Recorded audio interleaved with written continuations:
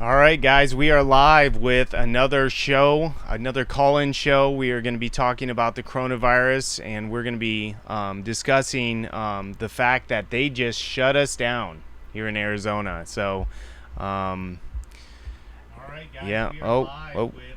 So that starts in what, 11 minutes, Logan? We're gonna be locked down. Yeah, we got the countdown here. So, man, We got the countdown ready for the shutdown. What's nice, we're reading that we are media members, so you're gonna have to write us up a special kind of certificate that if we get pulled over on the way to the show, we can give Johnny Law, say no, I'm an essential person. But I never on the road. Where do I get this? Am I just gonna make it up? You just gotta make it up, and then you just laminate it so it looks official. Okay, all right, yeah, we'll do that. We'll forge up some documents saying that we're media members. We're media members. We're definitely needed. So hey, call into the show 480-465-1203 if you guys want to hang out and chat with us. So it's the Shutdown Show. We're going to be talking about all things coronavirus shutdown here in Arizona. That's going to start in about 10 minutes. So call in the show. Let us know what your plans are. What kind of what's your recipe for quarantine cookies? What do you have planned for the kids? How are you going to keep them entertained? If your job's shut down or if you're still able to work, we'd love to hear about that. Who's able to still go out there and make a living, and who has to, who's just, stuck at home. So, go ahead and give us a call, 480-465-1203. We're going to have Dustin in the studio. He's finishing up work, and he should be here in about 20 minutes, and we'll get him on. We'll also have, we're just waiting on confirmation of the time, but we're going to have Pastor Jonathan Shelley into the show. Should be around 6 o'clock, so that'll be great to talk with him. Last time he was on, he had some awesome stats for us that we were able to kind of pick through and kind of get sense of everything. Obviously, every day you turn on the news and it's something different, or it's going to be worse, and then people say no, it's not going to be worse, and is it a conspiracy, is it not, is it legit? So we're just here to kind of be a sounding board, not to necessarily perpetuate any kind of certain topic or certain viewpoint, but just to kind of be a sounding board for you guys, that you can, a place where you can call in and talk to like-minded brethren and hear opinions from pastors or different experts. And just kind of talk about the situation, that you don't have to watch, just Fox News or whatever people post on social media, that, you can have a place of your own, where you guys can chat about. So go ahead and give us a call, 480-465-1203, and, we'll talk about what's going on. Yeah, and I mean, no one's right about anything right now. It's all going to play out. It's also new, yeah. Yeah, it's also new. And so that's why we've been taking all different points of view. We've talked to we've gotten every point of view on this show. And in fact, the only point of view we really haven't got, we're about to get it tomorrow with the Jason Burmis interview. And so I think we've been very balanced. Obviously, we have our own opinions where we're kind of leaning to, but don't feel nervous to call in if you have a different opinion than us. We'd love to hear from you. We got about 7 minutes until we are locked down here in Arizona. So the timer is counting down. So what are you going to do, Logan, locked in your house? Well, I've been shut down for a while. Like my businesses are, I own a party rental company and I am a realtor. So I have a transaction that like almost fell apart, that I totally was able to hold it together just by the grace of God, I think. And so that deal is supposed to close on Friday. But pretty much everyone, like, there's not a whole lot of people, that are out there looking for homes.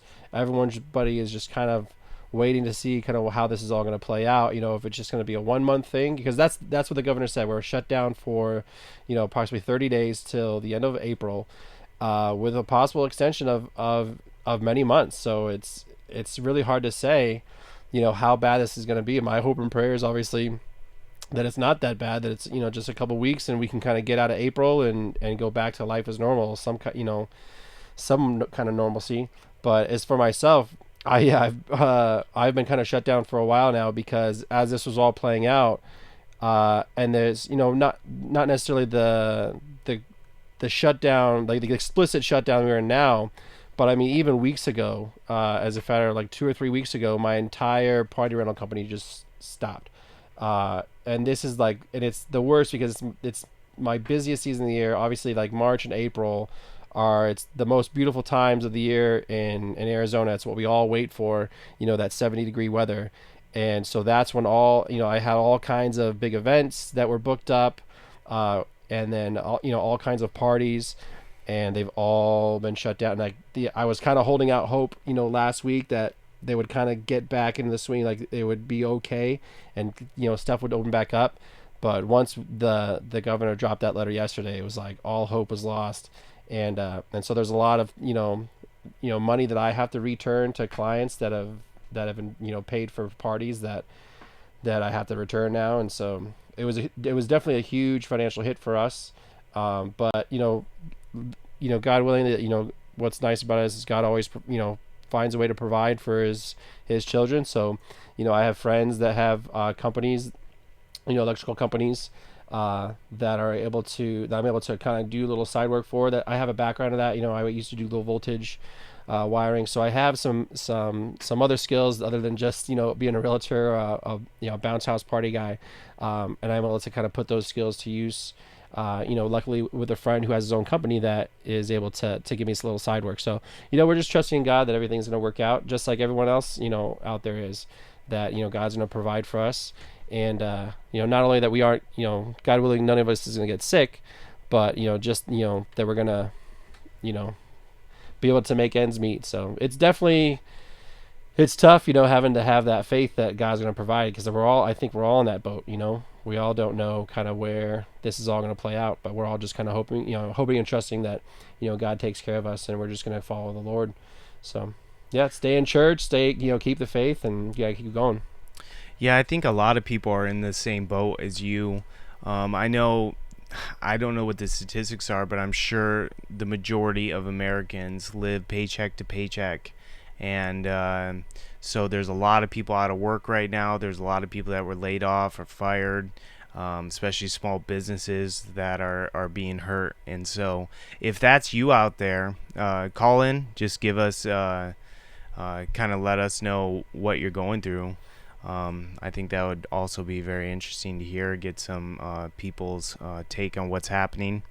But yeah, call into the show 480-465-1203 and just let us know what you're doing while you're locked in your house. We have less than 3 minutes now, and we are going to be on lockdown. So I don't know how they're going to enforce this. Yeah, that's a very interesting part of it, because that entire letter, it just said what the specifics are, but nothing about enforcement. So that's very interesting. Like, we've seen other places where they shut down. It's been kind of all over the map as far as how they enforce the shutdown. Some has been where they just, where they're kind of maybe giving a fine, or you're just kind of getting a talking to by the officer, and then all the way up to where we saw, you were posting reports where they're going to throw you in the slammer and charge you this huge fine. They arrested that pastor for having church. So, but I mean, that's Florida, so it's, you got to take it with a grain of salt. Anything comes out of Florida. He's a hater of Florida. Right, dude. Okay, Florida just I'm gonna say not bad. Florida's the worst. No, it's not. Florida's great. Okay, it's the garbage. It's a garbage state. There's nothing good about it. He's just scared that alligators are gonna come eat him. Oh yeah, yeah. Yeah. Well, I mean, because there is, that is warranted fear, since if you go to the happiest place on earth in Disney World, and they'll eat a small child. That doesn't happen. Totally happened. 100%. Look that story up. All right, guys, less than 2 minutes away, and we're gonna be locked down. I mean, you can go to the store and get food. Keep that clock up. Right? Yeah, keep that clock up. Yeah, we can go to the store and get food, right? Yeah, so you go. That's the thing. Yeah, you can go. It's can't you just funny. say, like, they pull you over, like, hey, I'm going to get food? Yeah, like, because it's so broad, and it doesn't. it like nothing's We got changed other 30 than like seconds, bro. they're telling you it's a shutdown, but everything like there's so many allowances for people, like it doesn't seem like it's 30 it's seconds. that bad. 20 seconds. This is the world clock. Is that what you said? Yeah, this is the world clock. I should have had this the other day when I booked the interview with Ken Hovind. So, but this is it. Yeah, 8 seconds. 5 seconds away. 2, 1. 30 It's seconds. that bad. 20 seconds.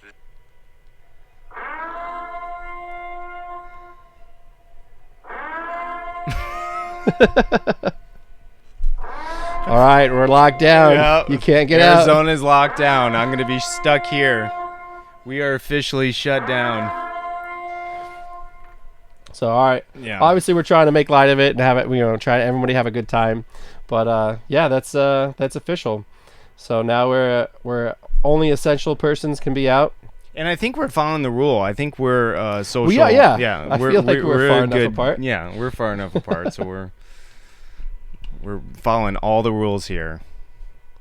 So, are you able to talk about church and what's going on with that, and the plan for Faithful Word? No, I think we're just doing live streams now. I think he decided it's just going to be live streams.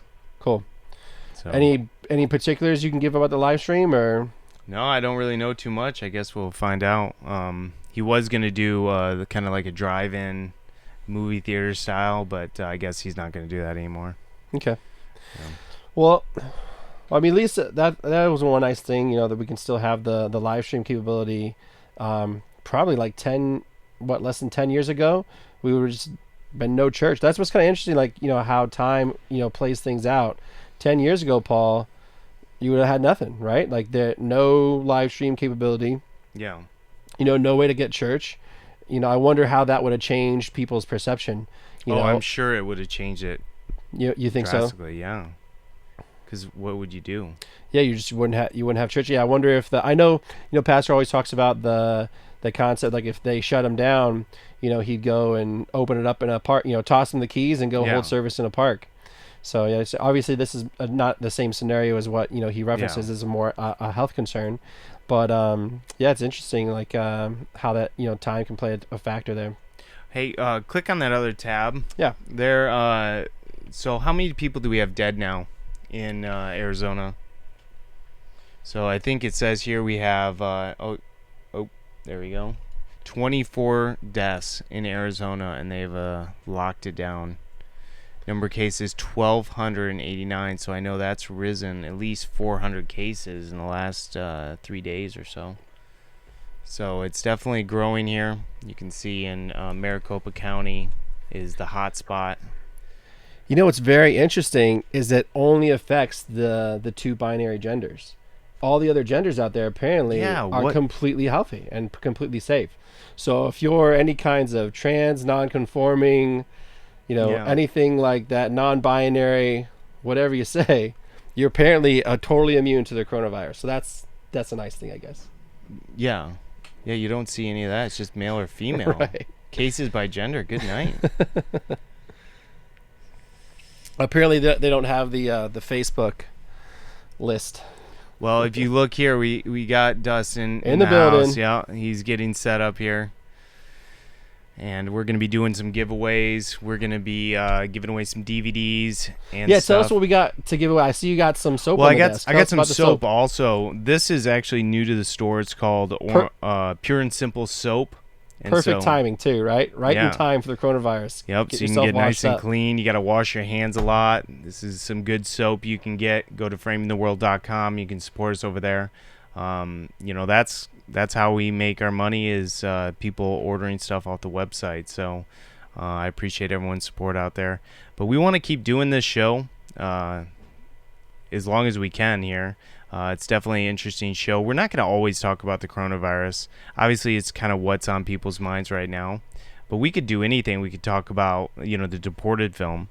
And, I haven't brought this up to you, but Yeah. I plan on releasing that here within the next week or so. Oh, yeah, on online? YouTube, yeah. That's So awesome. Very cool. We got to think of a good way to maybe do a few live streams before it's released. Okay, to kind of talk pump, about it, pump yeah. it up and stuff. But Yeah, that would be great to kind of get all the cast. Yeah. To do like a little short interview of everyone that went to Botswana and kind of get their, what their thoughts on it Yeah. and everything that happened. Yeah, that's awesome.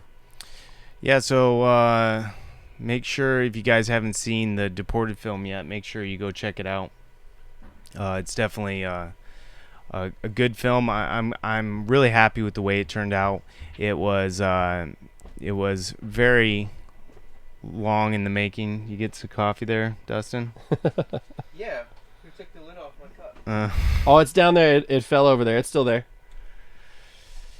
But yeah, if you could support that film and go get yourself a Blu-ray of it. Oh, you got it in Blu-ray too. Yeah. That's interesting. And Logan was on the trip. I was on the trip. Yeah. Yep. So what else do you have to give away besides the soap?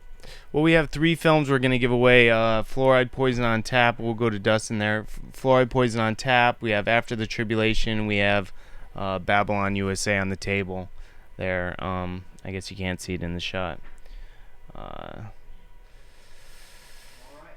Oh, let me unmute you. All right, there you go, Dustin. Okay, cool. How's everything going, guys? I was listening. Yeah. I barely made it in alive. I heard the sirens go, and it was pandemonium. So I made it in through the doors.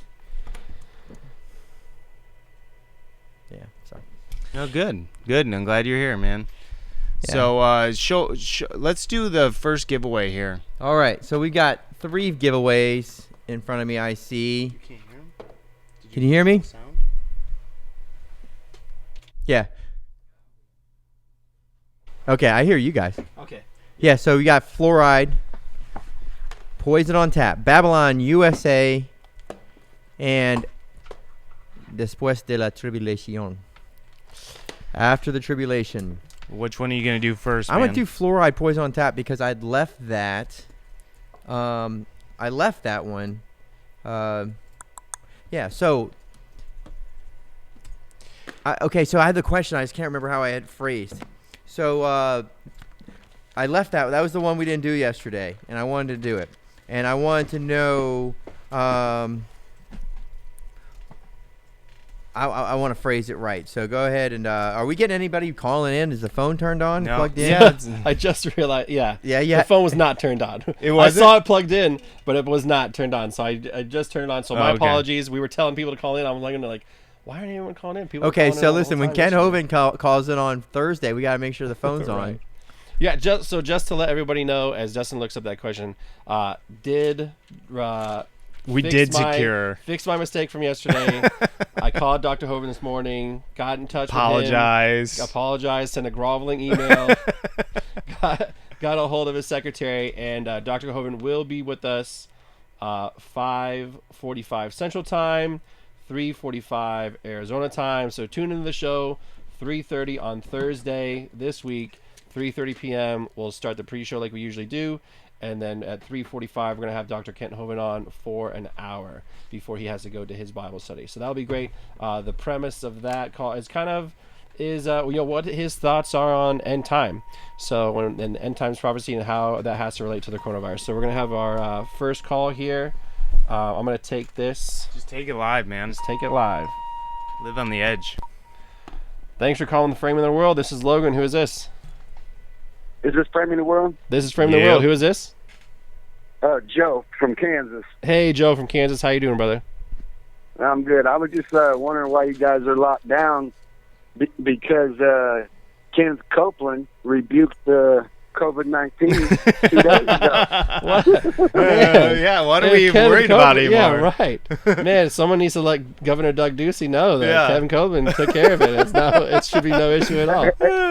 Hey, I'm sorry, I can't hear you guys. It's a lot of static, but anyway, I just wanted to let you guys know you can go out and you're all free and everything. It's good. Everything's good. It's all clear. All right, All right, brother. sounds good, Yeah, Joe. have a God good bless one, you, man. All right. So here's the question: what was the name of the star which fell that caused the waters to become bitter?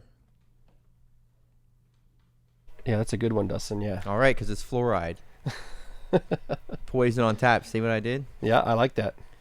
All right. So the first person to call in and give me the correct answer. 480-465-1203. Dustin, have you heard any word from your employer about if you are an essential person or not? Yeah, I'm still essential. Nice. I mean, hey, thanks for calling. Did you get it? Did you? Hold on one Okay. second. All right, you're on the air with Framing the World. Hey, who am I talking How's it to? going?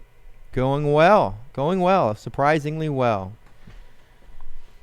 Who am I speaking with? I can't really hear too much. Oh my goodness.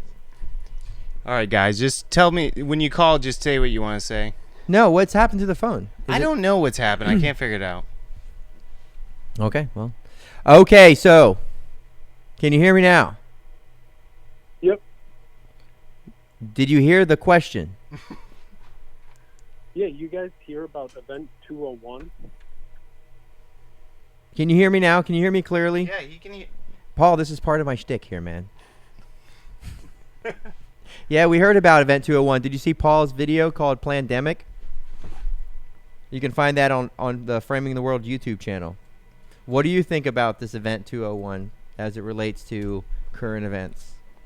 I just I posted. think it's very, very shady. It's too coincidental to happen, right before the outbreak. I mean, you can watch videos and they're naming this virus by name like a month before it even broke out over in China. So that's just very, very sketchy to me. So what does that imply? Is that just coincidence, or do you think that implies? Well, here's my question. Okay, like if it were like a big plot and a big plan, did you hang up on him? Oh, is that the same guy? No, I don't think it's the same guy. It might be someone different. He had hung up, so Okay. I'll answer it for you. All right, that's good. Okay, I'll finish my point and you can take that call, and make sure they can hear us before we even get further. Hey, So- this is Logan with Framing the World. How are you? So, what I find is interesting is if this is like some big scheme and some big plan, like wouldn't they take a little bit more care to make sure that there's not like a big gaping hole in the story? So I find that pretty interesting. It's like they if it were part of the thing, it's like they just broke through the fourth wall. I think they call it, right? Is that what they call it, Paul? You're the film guy. Yeah, breaking the fourth wall. Yep. That's Yep. absolutely right. Yeah, so like they have this whole plan going on, and it's all working out, and we're just gonna go ahead and get all these suckers, and we're gonna vaccinate them, and wahahaha, and then somehow, like at the same time, they let go of some video that tells you their plans. I mean, that's kind of some trickery stuff, huh? Like, so what are you supposed to do with it? You know.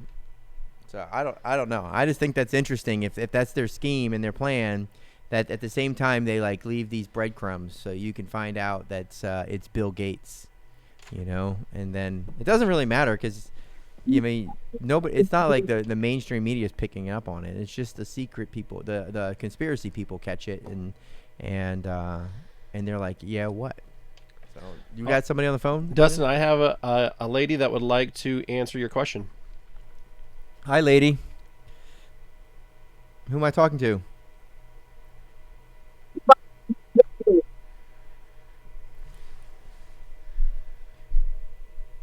Hello? Are you there? I'm here. I don't know why everybody's phone yeah, coincidentally well, is not good. She's in a cave. Everybody's in the cave. I'm not in the cave. It's you guys. You sound real staticky. Yep. I can hear myself very clearly.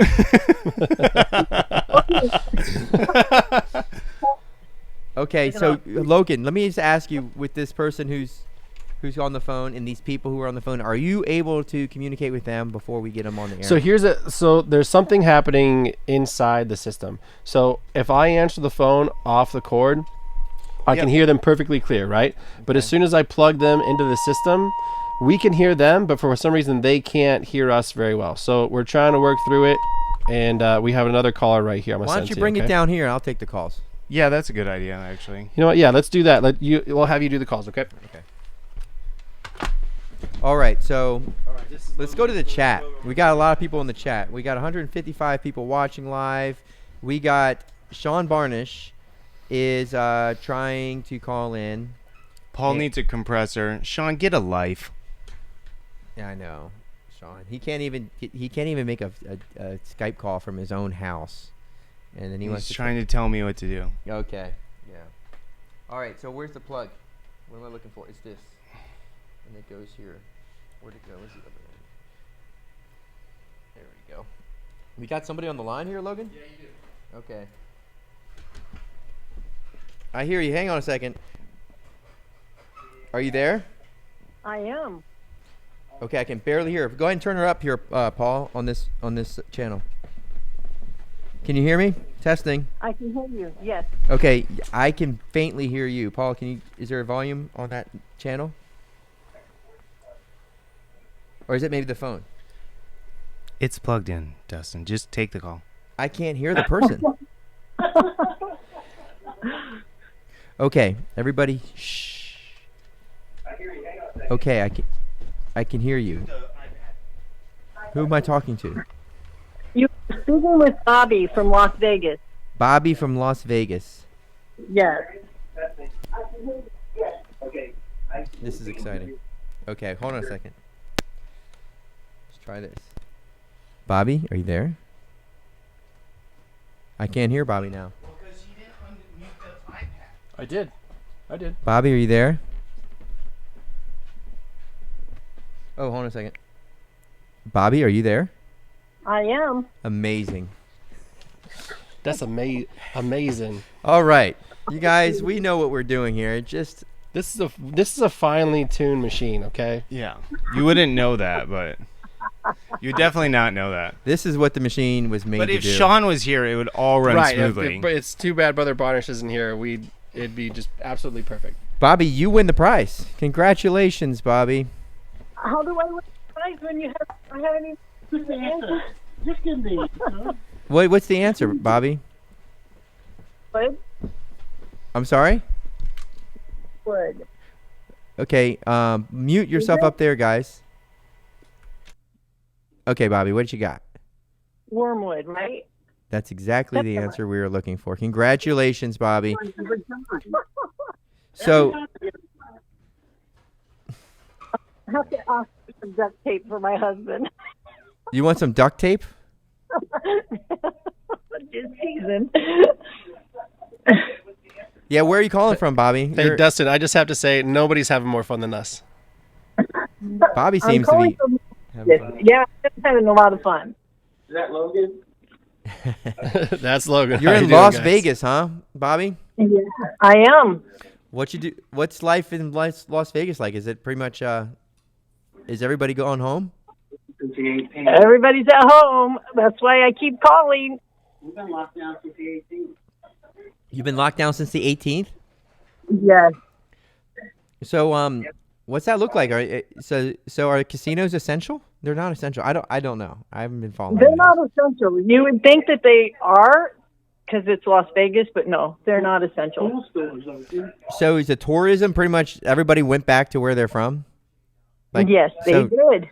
So is it like a ghost town? It's like a ghost town for Las Vegas, yes. What does that look like? If people are still walking around, are the fountains still going at the Bellagio? No, everything on the strip is dead. I'm going to be doing a video tonight. My husband and I are going to go up there after dark so that everybody can see. Really? So you have a YouTube channel? We do. What's the name of your channel? Oh, you would have to ask that, right? I don't know. Let me see. You never use it. Fellow Helpers to Truth. Fellow Helpers to Truth. So that sounds like you've got an opinion on all this. I kind of do, but kind of not. Yeah. What do you think? Where start at the beginning. Do you remember when you first heard about this? What was your first impression? My first thought was the government was going to do something with this, and what happened was basically going to happen. And what I've heard nobody talk about on this is the fact that they'll probably cause a world depression with this. And usually when countries get in depressions, they go to war to boost their economy. That's my fear. That was my husband, by the way. Oh, I thought you were throwing your voice. No, husband, Ben. Don? Ben. Ben. Ben. Ben. Yeah. All right, I can hear you okay. So you got Bobby and Ben. Yes. And who else is there? Just me and Ben. Okay. So you're going to go down to the Strip against the shutdown? You're going to be out there unauthorized? Oh, look. You can go to a store if you need food. Just so happens there is a Sam's Club like on the other side. That's where I'm going to go. Okay. And you're just going to make a video and just show us what it's like? Show the people? How many subscribers do you have? I'm just barely starting. 19. Like 19. I'm just a baby. All right. Well, go ahead and make a comment there in the chat, and Try to boost that. we'll try to get you to 20. Okay. That sounds good. All right. All right, have a good day. You too. All right, take it easy, Bobby. See, one of the dangerous things wait, about wait, having don't hang up. Dustin Don't hang up. have the phone is I can't take the details. one of All right, one of the dangerous things about Dustin having the phone is he never hangs up on anyone. And so we'll just get a conversation for an hour. All the dislikes. People just dislike the video. You can change your like to dislike as you want. So what we could do I don't is think we could you can do dislike. Oh yeah, you can. Yeah, you can just turn your like to dislike. I mean, come on. You can just so if things are going bad, just turn your like to dislike. No. And then we'll turn it around. We're people pleasers here. So, Bobby, are you still on the phone? No. You hung up on Bobby? Oh, I'm here. Okay, Come so on. Logan's just going to take the phone. I don't know how we're going to make this work. I don't know how we're going to do this, Paul, because the quality from that jack up there is jacked. So, okay. And we're going to... we still want to do these giveaways. So for at least the 3 giveaways, we'll have it awkward where Logan's going to come down here and just take the phone and use your head. And then bring it back, and then we'll do another call, and then you'll just have to, you're essential media personnel. So. And just so you know, like if you won something in the previous shows and you haven't received an email about it, or you haven't received your thing, Logan writes like a toddler, and so it's hard to decipher his notes sometimes. So your address might be wrong. Somebody's in the chat. Somebody just look at this. Somebody is like has like some kind of personality disorder because like we had 0 dislikes and then we had 1 dislike and then we had 0 dislikes and then we have 1 dislike. So they're like it went back up. Yeah. Yeah. Now we're at 0 dislikes. So whatever we're man. doing right now, just don't change anything. Yeah. 6.5 magnitude earthquake in Idaho and Yellowstone. Has anybody heard about that? No. All right. Well, that's what Rain says. So that would be inconvenient, wouldn't it? All right, guys. So we want to get more calls coming in too. And so we want you to talk about what you're doing, what's your plans for the quarantine. What are you going to be doing while you're stuck in your house? Give us some ideas, especially you ladies out there. You can give us your ideas on your quarantine cookies or whatever. Just let us know. Yeah. So I'm not really interested in the quarantine cookies. When you keep saying that, I'm like, what am I going to do with that information? I mean, who doesn't like cookies? But, people keep talking about how they're going to get fat during quarantine. That's American problems, isn't it? Where people are, they're not working. They're forced to stay home. and instead of starving like they probably would be in other countries, they're just going through the potato chips, like they're just stocking up on the chips. So also, just the company I work for, they have been doing layoffs. So I think like unemployment's going up. A lot of people, I mean, when you have when everybody knows that for the next 30 days, it's just going to be nothing. I mean, I've never seen anything like this. I mean, I've never lived through a war. I mean, I guess my entire life there's been wars, but there's never been wars here where I live. I've lived in pretty good times. I was born in the mid '70s, and I've been through pretty good times where we've all done pretty well, and so the wars were over there, and you hear about all that stuff, but we haven't had anything here. I mean, obviously, my grandparents were products of the Great Depression, so they grew up during that time, but all I knew is that my grandfather would just take nails and hammer them straight and keep them and stuff like that, So, that was my impression of the Great Depression, is that, you just have to kind of cinch your belt a little bit more. But, so it's interesting. I've never seen anything in my day where we're looking up into the future and there's just nothing. So I mean, I'm just trying to keep scratching out my living here, as long as that lasts. But I don't know, my job involves people spending money. So if nobody's making money, I imagine people are going to stop spending money. So, I don't know how people are gonna do it. How about if anybody has any jobs out there that they're what are they doing? I mean, obviously it's a personal thing, and I think that's probably where the most stress is for most people. Well, hey, Dustin, we're going to try a new setup here. You have Brother Ramon from church on the phone who would like to talk with you. Ramon, how are you, brother? Hey, what's going on? Good. This is better. Can you hear me okay? Yeah, it sounds a little bit like too speaking, but I can hear you. To what? Peaking? Yeah, it's just speaking. Probably because Paul has it turned up all the way. Yeah, no, it sounds good. It sounds fine now. Okay. I wanted to test it out. But yeah, what do you call this, man? So I was just reading an article about Trump and how he calls himself a wartime president over the coronavirus. And I just thought that was really funny, and I want to get what your thoughts on that is, because, you declare war on a virus, and the virus doesn't live on its own. It requires a host, right? So, who's the host? The host is you and me, So I just thought it was kind of funny just looking at that article and that tagline. It's like he's declaring war on the people because that's where the virus lives. So I just thought that's kind of funny.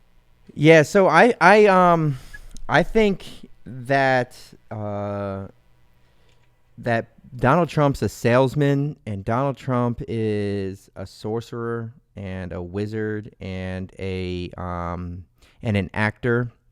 And I don't think he's a politician. I don't think Barack Obama. I think Barack Obama is all of the same things and a faggot on top of that. And so, and Donald Trump's a whoremonger, wizard, actor.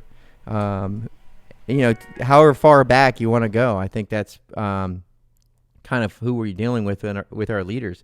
So what they do is they have word tracks, and they put out these things. And I remember studying when Barack Obama was up when he just was running for president in 2008, and that I was familiar with something called NLP, which is linguistic neurolingual programming, NLP.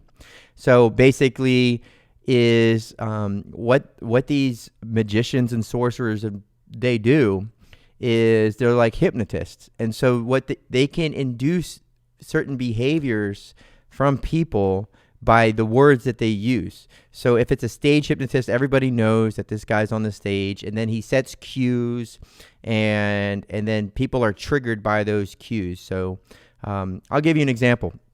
When I was younger, I would go to the comedy club, and I saw a couple of headlining comics at the DC Improv, and I saw this stage hypnotist. And I volunteered to go up on stage with about a dozen other people, and we were all going to get hypnotized. And so it was going to be entertaining. And when everybody's hypnotized, you get the whole clucking like a chicken scenario. But and then everybody has a good old time. And I was skeptical about it, and I was one of those people. I never really liked to go to sleep with other people in the room. You know what I mean? Like if I didn't know you, I wasn't the type of person. I just don't like to kind of like let my guard down too far. If I'm just that kind of person. I'm pretty watchful. So I think to be hypnotized in some way is like going to sleep with strangers in the room, where you're just like allow yourself to just let the lights go out. And I always kept the lights on. So when I didn't want to miss anything. That's just why when I was a kid, ask my mom. Like I never went to bed when it was time for bed. I would just crash when it was over, right? So, and she'd find me like halfway up the steps because I'd run out of steam. But I never wanted to go to sleep because I never wanted to miss anything. And I think that's just maybe how I am. But when I was on the stage, they were going through. And so when stage hypnotists are doing their act, or when you go to a therapist or somebody like that, they use their voices and they use the words, and they try to get you to follow using your imagination and visualization, and they get you to follow, and they're just telling the story. And so I was up on this stage, and we were all there, and they're snapping fingers and tapping people and whatever their thing is, counting down. And I remember when they said, okay, to one girl, listen, when I say this, you're going to have this type of reaction. And to somebody else, when I do this, you're going to have this type of reaction. And and this is what stuck with me, is there was one girl, I can almost like see her face, because she like was totally triggered by this. And I was just blown away. But so they said, now whenever I go to the audience and say, ladies and gentlemen, you're going to see that as the most offensive thing. And I'm just going to say, ladies and gentlemen. And when I do that, it's as if the most horrific thing, like like I've said something that offends you. Think of the most offensive thing that offends you. And then I want you to react that way. So then, 3, 2, 1, here we are, we're awake. And so then he's like, okay, so for the next thing I want to do, ladies and gentlemen, and this lady girl, she just like, excuse me, what did you say? And he goes, what do you mean? I'm just nothing. And then he goes, well, so ladies and gentlemen, and then she's like, she gets totally reactionary. And this is going to come back to Donald Trump, because what I want to get into is what I think these talking heads do to people all the time.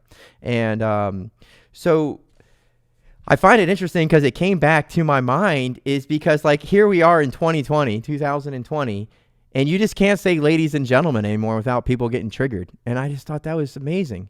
Like this person, like totally, like everybody totally, half the people in schools and the media they're triggered if you just say ladies and gentlemen, because you're not including the queers and the trannies and the all those other categories of people.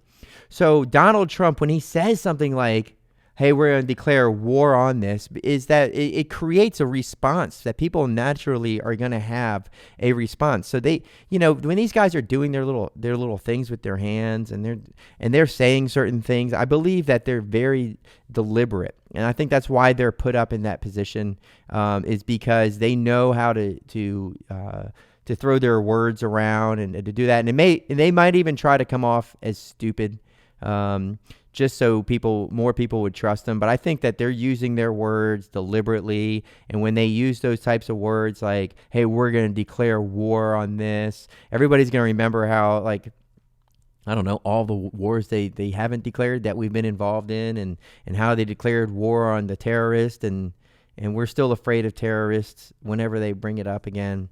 So my take on it is it's just they're just trying to manipulate the psyche of the people using these frontmen, these politicians and news media, and so that's my take on it, along with a little anecdote of my experience with hypnosis, because I believe when people, I don't watch any TV. I haven't watched TV in like 20 years. Maybe I might tune in here and there or watch a series. I haven't watched a series. We watched Little House on the Prairie. Yeah, Little House. I was going to say so that. we're kind of caught in that. But Amazon Prime just like jacked the price on it, so the kids are like totally have to earn it now. All right. Well, we still have Ramon. I would love to hear his opinion on what's going on. Ramon, so tell us, like, what's your opinion about what's happening? Well, I think so I just kind of try to look at exactly what's going on, whether like I have an opinion on something or not doesn't really matter based on like what the reality is, right? So like I just try to stick to like what's going on as far as what's actually happening. For example, like the pandemic video that you made. The fact is they had the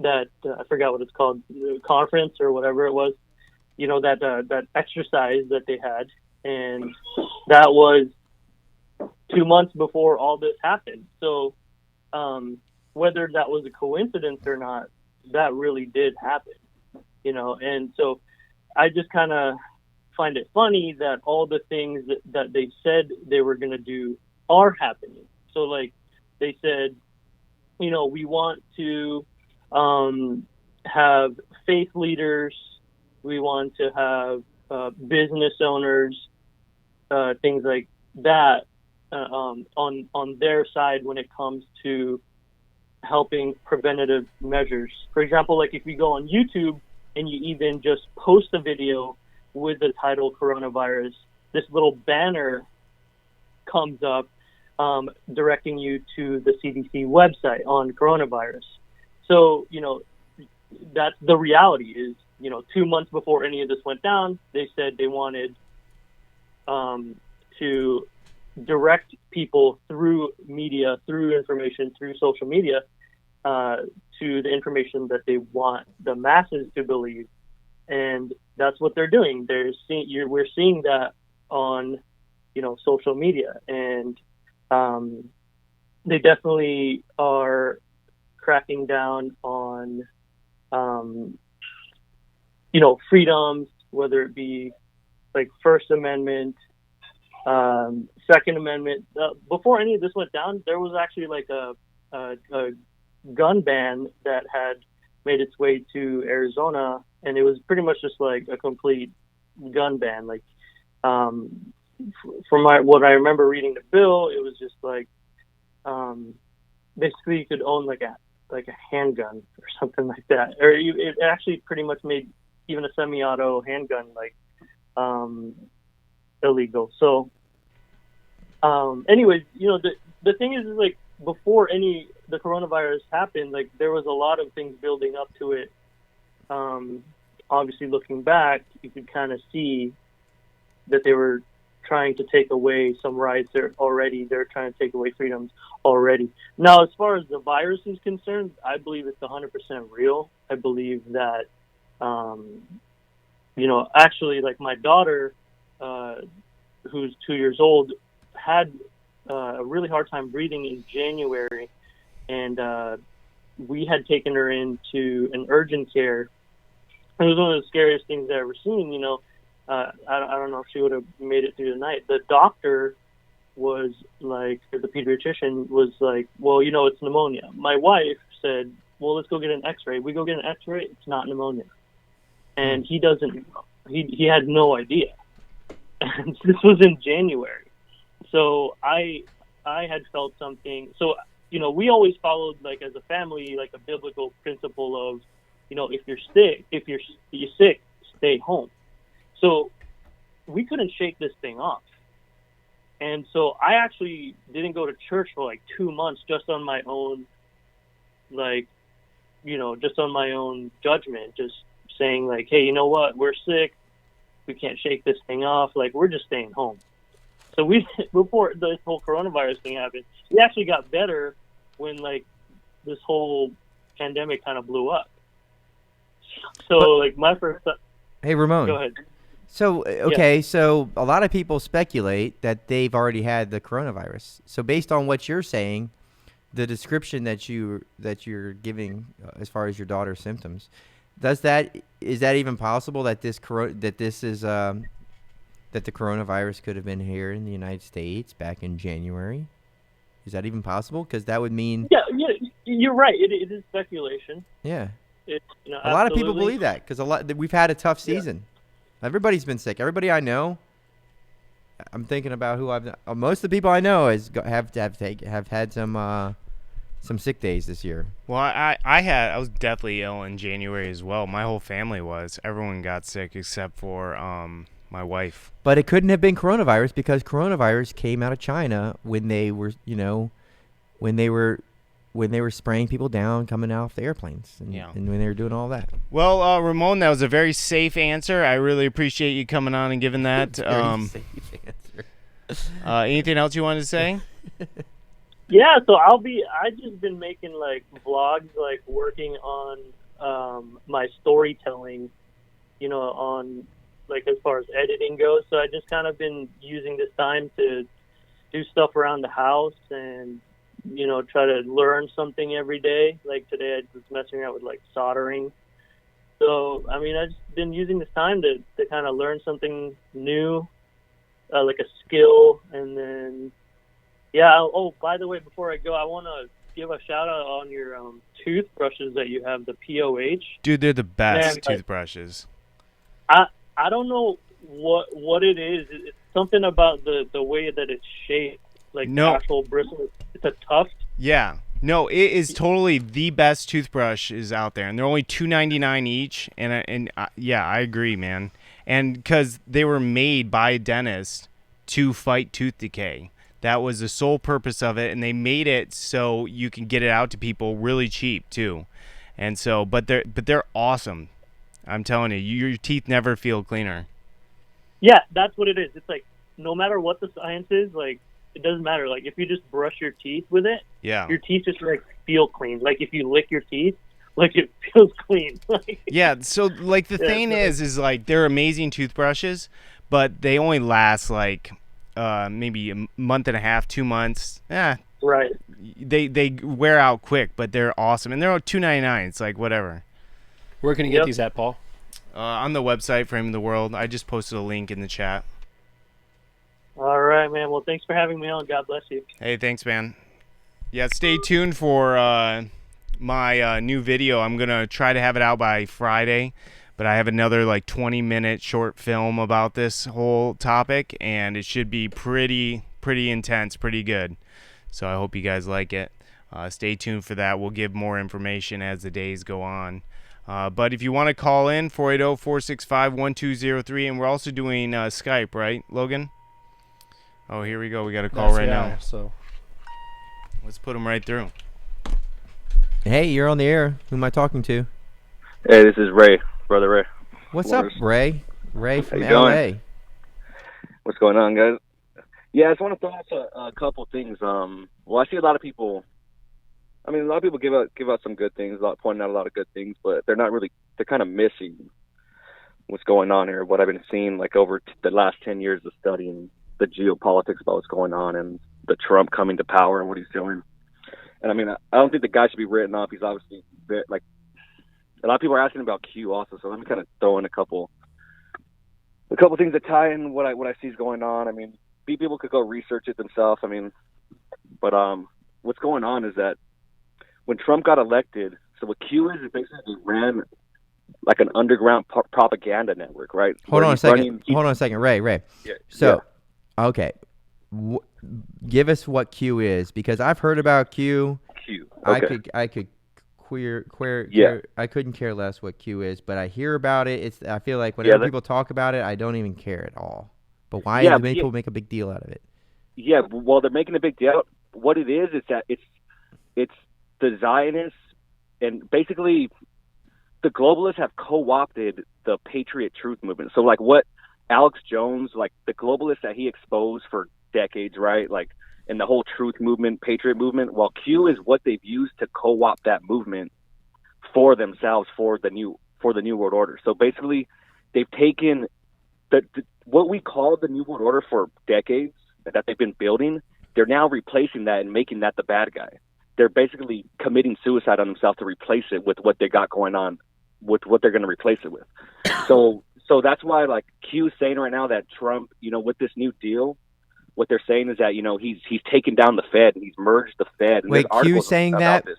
Okay, so again, you're giving this along comes Q, right? So where's Q? Because so you had the Tea Party, right? Is that like the No. What Q claims to be is that they are it's an intelligence operatives that are in the CIA, FBI, who are pro-Trump, pro-patriot, pro-truther movement, who are dropping facts. So like they claim to be the ones that dropped the WikiLeaks facts about Hillary Clinton. They're the ones that gave it to WikiLeaks to drop it. So they're claiming that they're the ones exposing and helping Trump.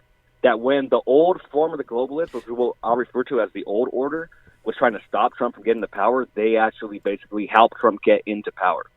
And basically what they've done is that what Q has done is basically co-opted the patriot movement or the truth movement, and they're pro-Zionist. So they basically co-opted that whole movement into a nationalism. So basically, like as in the 30s, how nationalism rose, but now it's rising again, and the Zionists are they're basically riding the back of nationalism to basically go against their old orders, and their old orders being the United Nations, the Council on Foreign Relations, the central banking system, because you understand they got to bring that system down to put in a new order. That's the old order of things, right? It's the central banking system, and they're saying that what Trump's done with this bill, he's basically merged the central banks, and they've taken them from being a private entity to now being merged into the American government, right?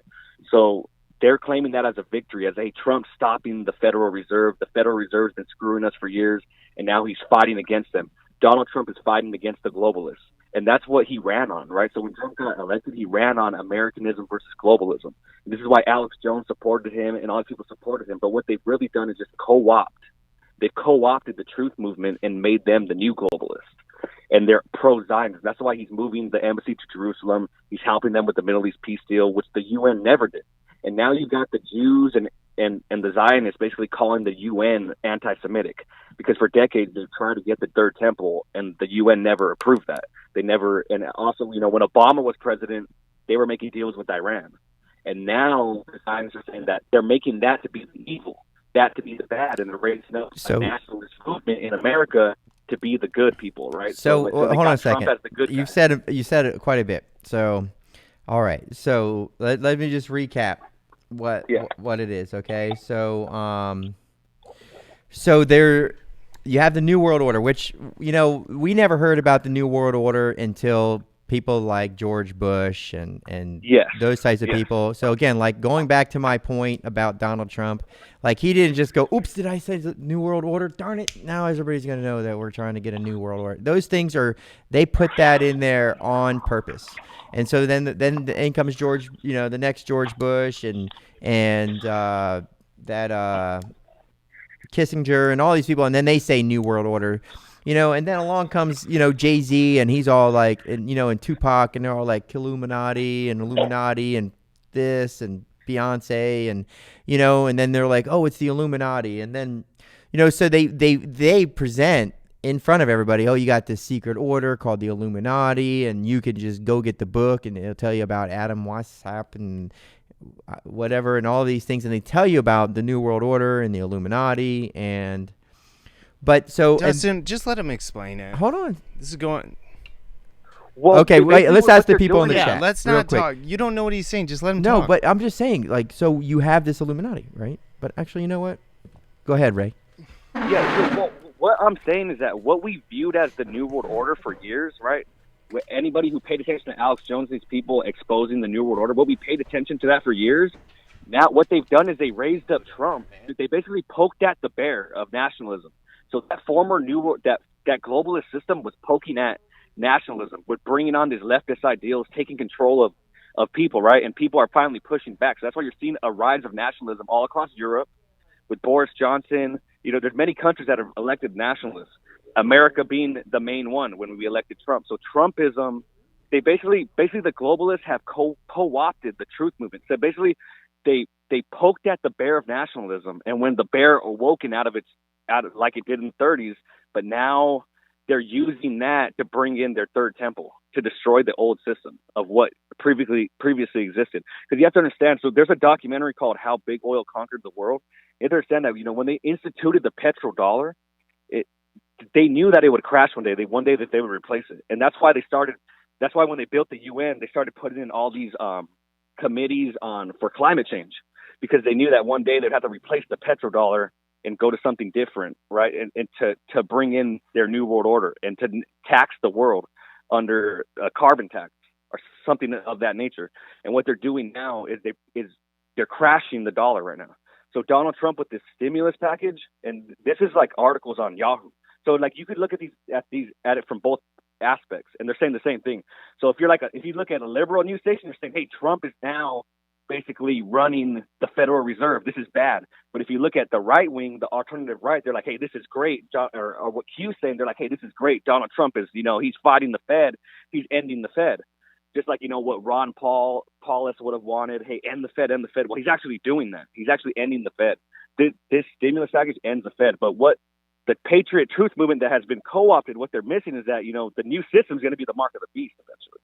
So they think that Donald Trump's doing a good thing, but he's really screwing them over, and they're not really looking at, because they've been co-opted by this Q movement, which claims to be Patriot operatives that are in the national, that are in the NSA, in the CIA, FBI, and that these people are like on the side of the truthers, on the side of Alex Jones. That's why you get like the Alex Joneses. Now they're like pro-Trump, pro-Q. And basically what Q is like, Donald Trump can't go give people these messages on his own. So he's got to run an underground back channel network to where, where operatives are going and putting out information. So now basically what they're doing is they're taking all the people who are kind of against the left and against leftist ideals and who are like claim to be Christian. They're taking those people and making it like, hey, we're all the good guy fighting against globalism, and Trump's our backer, and look, we're bringing the third temple to Jerusalem, and they're kind of just co-opting that whole thing, and they're making the left now the bad guy. They're making the former order the bad guy. So like all the leftists, the universities, they're making that look like the bad guy and Trump's the good guy. And eventually it's going to pop off to where they're going to go against each other. And I don't know how it's going to look or how it's going to be, but that just looks like what they're doing, because he's gone around the UN. So, you could look back to like the president of the Council on Foreign Relations. He's given speeches recently to where they're talking about Trump, and they're against Trump. They're like, dude, he's going to all the Arab nations, making a deal with them for this Middle East peace deal. We need to stop him. The UN, they're like trying to stop him because they're making it look like as if they're fighting against each other. Now, if some people want to think that they're, all in on together, whatever, I'm just looking at the facts. So that's the facts of what they're doing. He's gone around the UN and gone to all the Arab nations and made this Middle East peace deal. The only ones not on board is the United Nations and the European Union. But now that we just crashed their economy, now that they're screwed, and just basically, and with this new deal, he basically just took over and ate up the central banking system. So there's an article written saying that, hey, now you're going to have to go to Trump to get your lines of credit for all those nations that usually get it from the Jews, because he's basically taken over power. And the Jews, that's what they want him to do, because Trump is pro-Jew. So basically all these nations that don't support this Middle East deal, which is all the European nations, because they hate Trump and they hate the Jews pretty much of what they made it to look like, now they got to get bailed out because their economies just crashed. And when they get bailed out, they're probably going to have to make a deal with the Jews for that third temple. That's what I think. That's what it looks like what they're doing.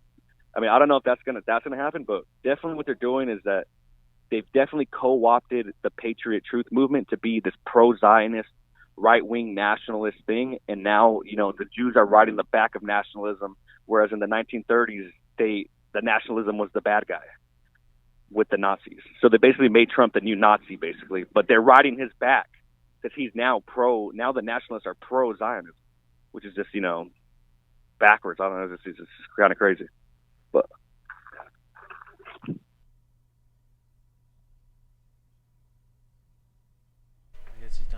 So yeah, I think a lot of that sounded good, because I think it doesn't make sense. Like when people say, it doesn't kind of talks about this.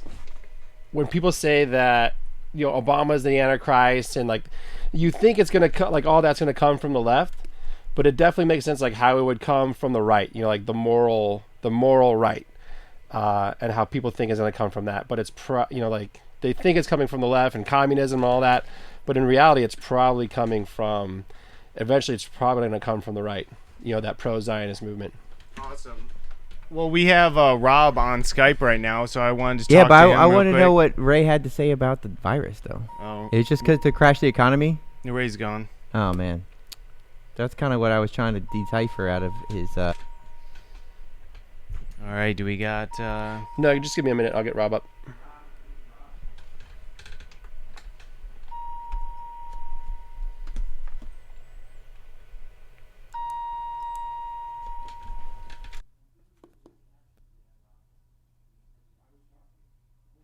All right, it's totally silent. Oh, I'm here. Okay. All right. Yeah, so yeah, I still think I don't believe Trump is some sort of mastermind Ray's that's gone. got any Oh, power. man. There's Rob. That's kind of what I was trying to decipher out of his What's up? All right, do we got... No, just give me a minute. I'll get Rob up. Yeah. So yeah, with this whole Q thing, well, whatever. I kind of wanted to have a little back and forth with that situation because it was just a kind of a rant, and I wanted to be able to talk a little bit more about it. All right, it's totally silent. Oh, I'm here. Yeah, now I'm hearing myself in my ears. All right. So yeah, so yeah, I still think I don't believe Trump is some sort of mastermind Ray's that's gone. got any Oh, power. man. There's Rob. That's kind of what I was trying to Paul. decipher out of his.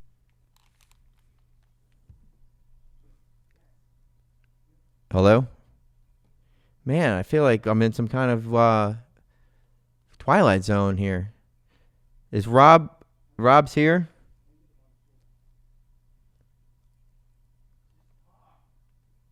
Hey, Rob. All right, so I'm gonna go to the chat here. I don't know what's happening. I think I think they may have fallen down and hit their head or something because I don't know what's happening in the control booth there. I think Trump is just Trump. LOL. Sean Barner says he's laughing. His pride, which is not a good attribute, will probably cause him to try to make America succeed. I think, but he's just not a righteous man. Trump is a president for the people, says Javier. Wake up, guys. This show needs a director. I think we have a director.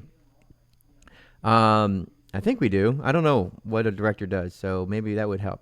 So have you heard about them misclassifying corona deaths? Only 12% of Italy's deaths admittedly ended up being of corona. So, it's back to conspiracy is, you hear about people, that these numbers are just trumped up and that people who die of other things, whether it's, a slip and fall in the bathtub or if they have some other kind of ailment that if they tested positive for corona, that they would totally be counted as a statistic. And South Carolina is now closing non-essential business tomorrow. Hey, Ben the Baptist. It says, that was weird. I agree. I feel like I had, I don't even know what happened, but I was in some sort of like house of mirrors where I was just hearing myself talking. I didn't even know if I was in the Mountain Time Zone or Pacific Time Zone, Arizona Time Zone. Totally got lost there. So I see Rob's face. Rob. Yeah, see Rob, you got your earbuds in, right? Yeah, I got my earbuds. Can you hear me? Yeah, but I hear me too, but it looks like that got fixed. Okay, good. So, man, are you up north there? Oh, way north. Actually, I left Toronto a few hours ago. I'm driving across Canada to go visit my dad. Just because this coronavirus thing is like going crazy. Like, I mean, I'm in manufacturing in the automotive industry. So initially when this thing went down, like they started closing a lot of companies and stuff. The big three closed down. They were getting pressure from the government, Ford, Chrysler, GM and stuff. And then, what happens is just like a domino effect. The tier 1 suppliers, tier 2 suppliers, they start closing down because they don't have work, right? So, my work kind of dried up. But, I don't really notice what's going on with this whole coronavirus because I don't get out much. I'm working a lot and stuff. But I just noticed it from work, like my work dried up and stuff. So I figured it'd be a good time to go visit my dad. I haven't seen him in a long time. And he lives on the west coast of Canada in British Columbia. So I figured, planes are kind of grounded, so I might as well drive across, seeing how gas is so cheap. Also, I had gone to a soul-winning marathon a few years ago in Portland, Oregon.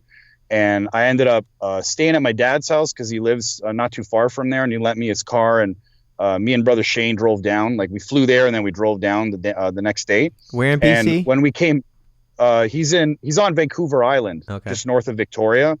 So when we drove back, I dropped Shane off at the Vancouver airport on the mainland, and he flew back to Toronto.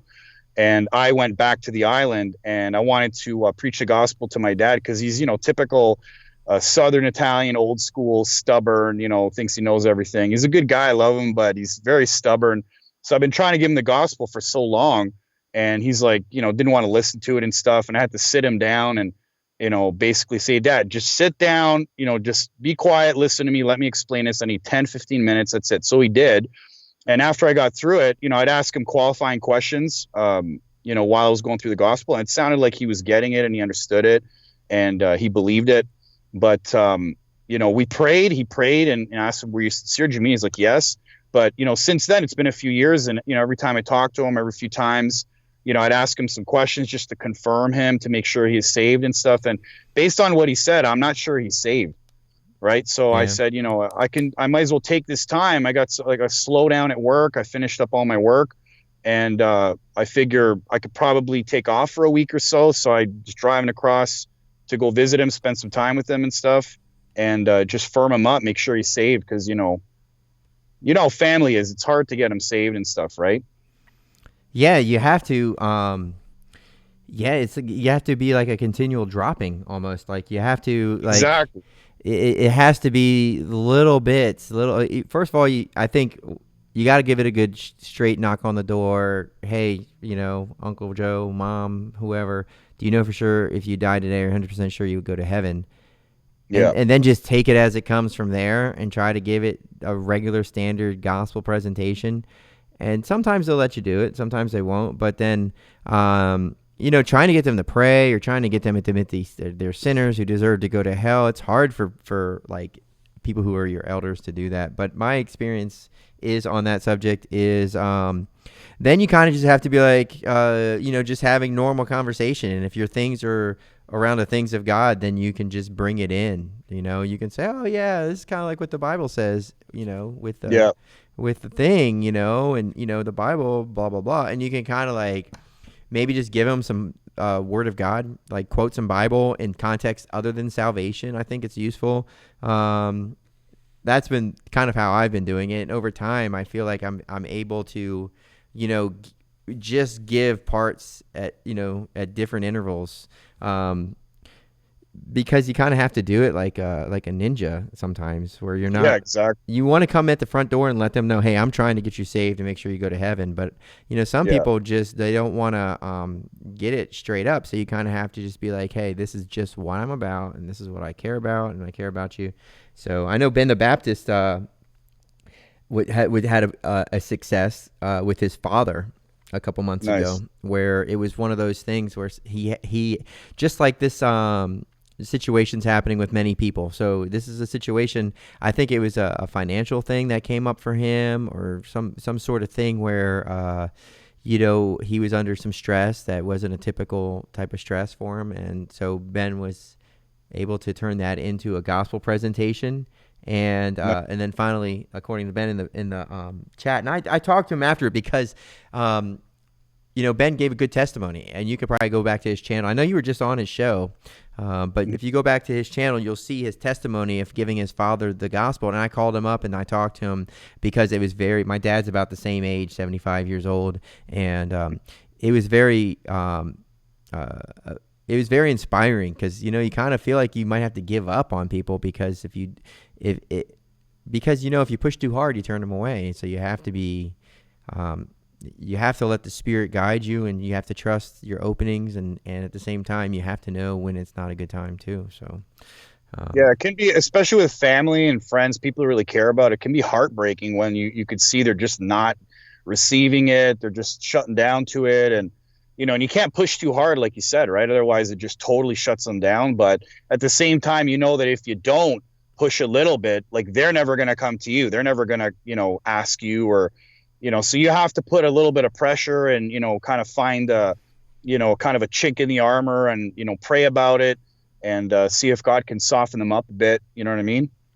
Yeah, it requires, it's a skill. I feel like it takes a very sharp discernment. And and sometimes like it could happen where somebody just turns and says, okay, I'm ready for you to tell me. I'll listen to you today.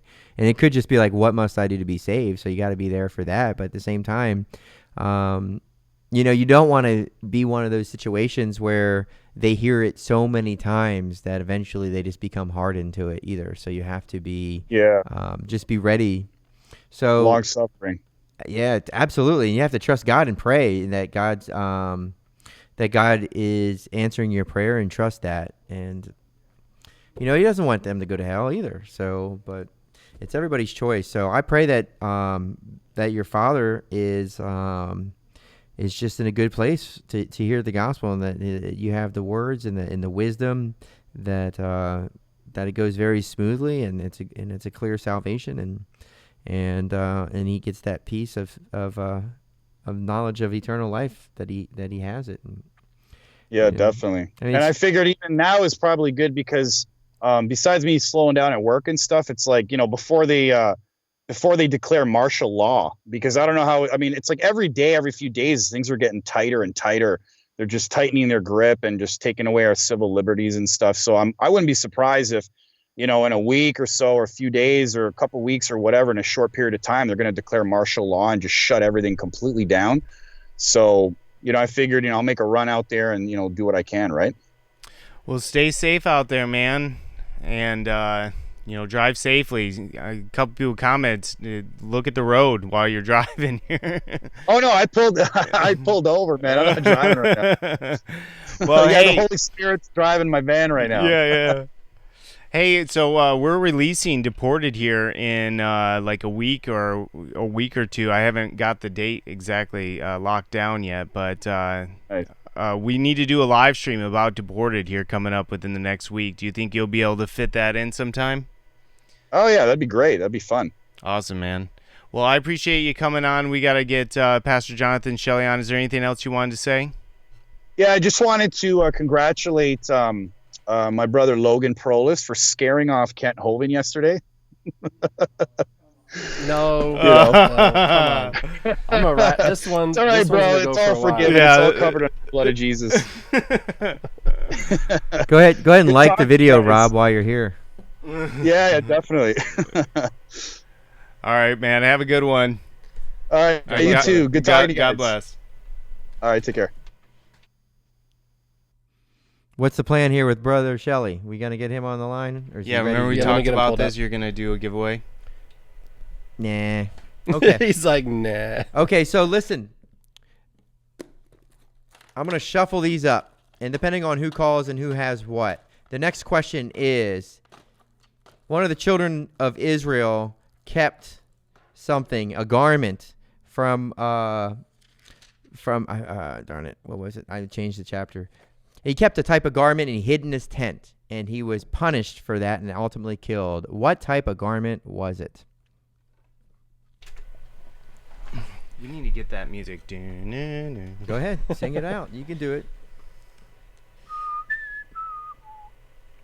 So 480-465-1203. Call on the show. 480-465-1203. All right. So yeah. So somebody was saying that we need a director. Paul, what's your job? Yeah. Yeah. You don't even have one of those chairs, so you're not a director. You don't have one of those hats. Yeah. Well, yeah. The more sass you get, the more timeout you get put on. I'm just going to say, that's all I have to say. Okay? Yeah. It's not like we're paid professionals up here, okay? We're doing this for you. I thought it was a very useful input. Somebody said that they need, that we need a director. Yeah, well, they should volunteer. They are. They're telling us what we need. All right, you're on the air with Framing the World. This is Daniel. from Phoenix. I think the answer. No, Daniel. Go on now. I know who you are, Daniel. You have these. You can get them anytime you want them. Can't you, Daniel? What DVDs are they? I didn't see. Oh man. Any of Paul's DVDs? Is there any Paul's DVDs that are not in the church on the shelf that you can't get anytime you want? The fluoride one. Okay, but that's not the one. That's why Eddie. All right, we need a new caller. We need- 480-465-1203. You're lucky I can recognize these voices. That's why you have to identify yourself. All right, here you go. Who's calling? All right. Only U.S. only. This is Julie from Michigan. Yeah, Michigan. All right. So, what kind of garment did Aiken hide in his tent? Was it a cloak? Not that type of garment. No, there's an adjective that we're looking for. All right, call in, guys. All right, nice. I like Daniel. Daniel, I like to poke fun at Daniel. He's a good little kid, teenager. He's a young boy, so he's like a little brother. All right, we got a new one on the air. Yeah, give us the answer. All right, who's on the air with us here? Hi, this is Leslie from Maine. Hi, Leslie. Do you know the answer to the question? Babylonian garment. Yeah, it's a Babylonian Good job. garment. So you will receive a copy of Babylon USA. Do you already have it? I do. So if you want to give it to I didn't know it was that How one. about after the Good tribulation? night. After the tribulation? Do you have that? I have them all. Okay. Well, we appreciate your Well, support. I didn't want to say I was going to give you Babylon USA because I figured that would be a giveaway. Yeah. So, All right. Do you have any? Yeah. So we'll move on. All right. Thanks for the answer. Okay. Well, I just wanted to say that we're in lockdown in Maine with only 5 deaths. So, and we're in total lockdown starting on Thursday, where you can't even leave within a couple miles of your house without showing your papers. So, interesting times. yeah, I mean, people are getting sick out there, so just stay in the house. Well, I'm not I being don't know. facetious either. That's just what they're telling you. So I'm just repeating what's being said. People are getting sick. People are dying, and just stay in your house, or else it's just going to get worse for everybody. It's going to get worse. Well, I believe I already had this back in December. So, No, you couldn't have. It came from China. yeah, I know. Probably, I ate Chinese food. Maybe that's what happened. Yeah, that's definitely what happened. Yeah. Don't let Well, your cat take care, out. 'Cause guys. yeah. What? Keep up the good work. Thank you. Have a good night. Thanks for calling with the bless. correct answer. Sorry we are lame with our giveaways. No, All right. that's okay. Thanks. Bye. All right, we have Pastor Jonathan Shelley on the line. Hi, this is Logan with Friend of the World. How are you? Hey, Pastor Shelley, can you hear me? Can you hear me? I hear you. Great. Y'all having fun tonight? Yes and no. Well, I mean, Paul's just ripping on you guys. Yeah, it's rough. Apparently, Logan needs to get some handwriting work done, but I don't know. You could just type, right? Well, most You of my could just stuff, type yeah, it most out. of my stuff is emails. I send, it's all email contracts. I don't write that much. Okay, go ahead and just mute that phone. So anybody calling in right now, please realize that it's vanity. So, what exactly were you wanting to discuss this evening? I wanted to call in and see how you guys were doing. Yeah, I just wanted to hear if there's any update on what you're doing, what you're implementing. I know you just released a video. Maybe you could just give a little update about what you're feeling right now. Sure. I don't know, what is it, like about a week ago, I had gone on the show and I kind of shared some stats. And so I ended up just making a video with an update of all those stats. And I've been kind of tracking it every single day just to kind of see what the numbers look like. And so you can kind of check that out, or you can even check out that spreadsheet that's out there publicly. But I just wanted to kind of get an idea of like how many people I think we could estimate are going to end up passing away still in the next coming weeks or so, or how many cases might be coming in, just so we have some kind of expectation for the future. And based on the current trends that we see, I mean, I feel like even very conservative estimates, we're going to see, increases in numbers for the next week or two. And so unfortunately, I don't see the government relenting on any of its quarantine measures, at least for another week or two. So perhaps maybe some areas that are not affected that greatly could possibly get a little bit of a relief or reprieve, but I wouldn't count on it. And really my thought process in making the video was just, I think whenever there's a difficult situation, it's better to just rip off the Band-Aid than just this like slow, just slightly peeling off. And I feel like a lot of people, they constantly are checking the news every morning or every day, just kind of like wondering like when it's going to be over. And I mean, you're just going to have to buckle up for at least another couple weeks, because I especially in these large areas, I don't see the government, changing anything in the next few weeks based on the statistics and trends that we have. So, I'm just kind of keeping tabs myself just so I can have an idea of like what to expect and how to plan for the church, because we have so many things planned for the next coming months. And we had a Bahamas missions trip that was planned, and I went ahead and looked on southwest.com, and Southwest is not going to have any flights until like June 1st as their current calendar. So that's going to end up messing up our May Bahamas missions trip. But we're still going to have it this year, God willing. We're still going to try and plan it for probably in the fall or something, depending on when we get out of this and what the travel restrictions may or may not be going into the Bahamas. But I think it's going to be really ripe on the harvest when we go down there. And really, I think that All Soul Winning is going to get a boost after this. I think a lot of more people are going to be interested in the things of God and in the gospel. And so I think this is going to be a great time to really get plugged into soul winning. We have a ton of those Psychopath Reprobate DVDs that Pastor Jimenez made the film. And so I think maybe even people might be interested in that film. And it'll just be a great time to kind of go out there and really try to push the truth, because I think a lot of people are kind of scratching their heads saying, what's going on here? And I don't think anybody's really experienced, like Dustin was saying, I don't think anybody's experienced this extremity of like being locked in your house and the government telling you you can or cannot leave, and, vera your papers. And, it's like all this martial law talk. And in some places we even see it. I mean, in Dallas County, which is just my next, my backyard, basically, there has been some reports that they're going to send the National Guard door to door to knock on doors and then just see if you've had any contact with anybody with the coronavirus.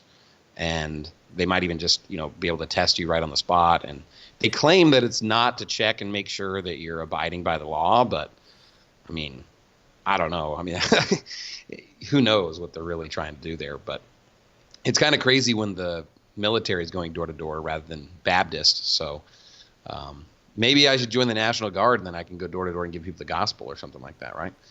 No, I'm just kidding. Yeah, I don't think that would work. I don't know that that's a good idea. But so, I mean, I've been just kind of tracking the statistics. Not that I really think that they matter, other than just I want to have some kind of idea and be educated myself to say, okay, how serious is this? At what point are we being affected? At what point do we see them to having the need to shut this down or to relinquish authority and kind of push back if need be?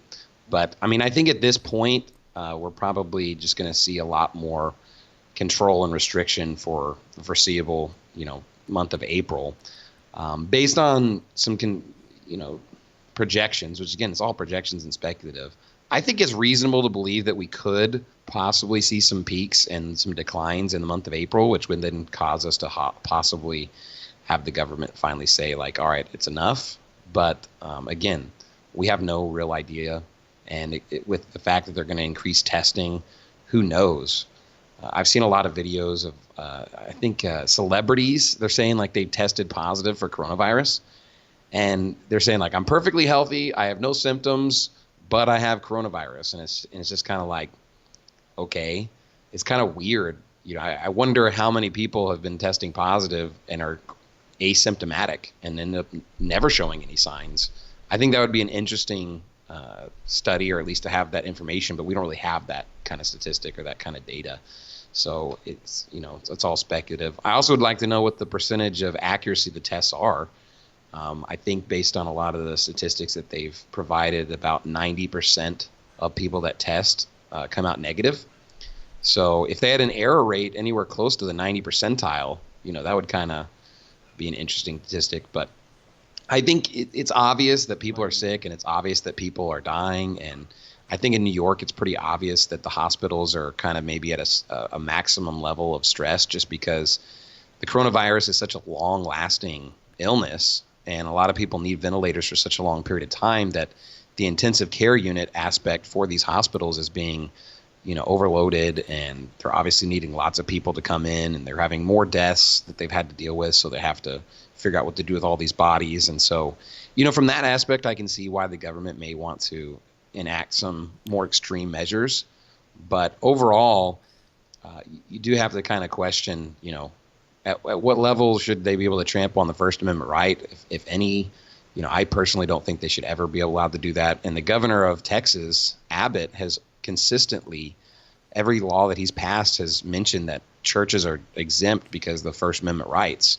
However, the mayors for Fort Worth area, the Tarrant County and the Dallas County and Harris County, which is where Houston is, they've all been the ones that have come out with more extreme measures of restrictions and self-quarantining and staying at home orders and things like that of that nature. So, which we've decided just to comply with at this point. And it'd be interesting to get some perspective here, but from my view, I think that Americans wholesale have allowed all kinds of infringements upon the Bill of Rights. So an example I used in my video was, obviously none of us can have an automatic rifle based on current legislation, but I believe that's an infringement on the Second Amendment. So, should I just get an automatic weapon and start waving it around and just saying, come and take it? I mean, I personally, I think that obviously we should voice our opinion and say this is wrong and you should allow us to have this, but I don't think I want to die on the hill of the Bill of Rights. I'd rather die on things that are just clear biblical issues. If I lived in many other countries in the world, I probably wouldn't be afforded Second Amendment rights. And I don't think that they should form a militia until they get Second Amendment rights. They should probably just, abide by whatever oppression or horrible tyranny they're under to the best of their ability and still serve God. So even in this situation where we probably see our First Amendment rights potentially being trampled or infringed upon, and definitely a lot of questions, do we die on that hill or not? I think that it's definitely a gray area to some degree, but I still think it's probably best to comply and then just voice our opinion with concern and pointing out, the inconsistencies. But obviously with the stimulus bill, with that video that you made, Paul, about the plandemic, I mean, come on. How many of these big catastrophes just happen to have a planned event that just is surrounding the event, right? It's coincidence. Come on. Like 9/11, there was a scheduled plane that was going to drill where they were going to simulate a plane flying into a building on the day of 9/11. I mean, it's just like, oh, okay. And how many other, of these major catastrophes do they have? Like Sandy Hook had an emergency response program established for that particular day with all these different vehicles. And it was a school where there's only one in and out entrance, where the corner of the school, it has a fire department like station. I mean, I don't know. Well, I can't wait for you to see my next video, because it really goes through all the different ways they're taking away our rights, and you can really see that how they're going to use this to create world government.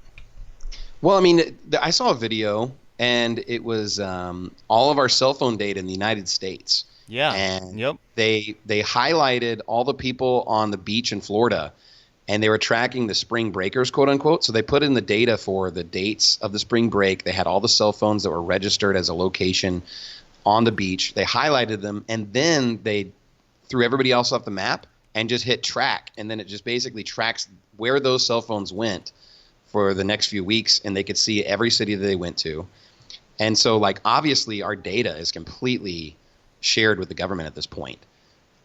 They claim that it's been scrubbed of personal identifying information, such as phone number, or what your address or your name or something like that. But do they not already have legislation in place to say if they identify these certain cell phones as being terrorists, that they can just immediately get access to that information?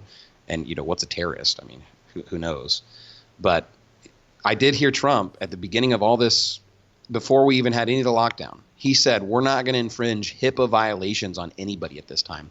And if you understand what HIPAA is, you know, me being in the healthcare space and just medical software space, HIPAA is basically protection that companies are not allowed to share your private medical record information with anybody, even within that company.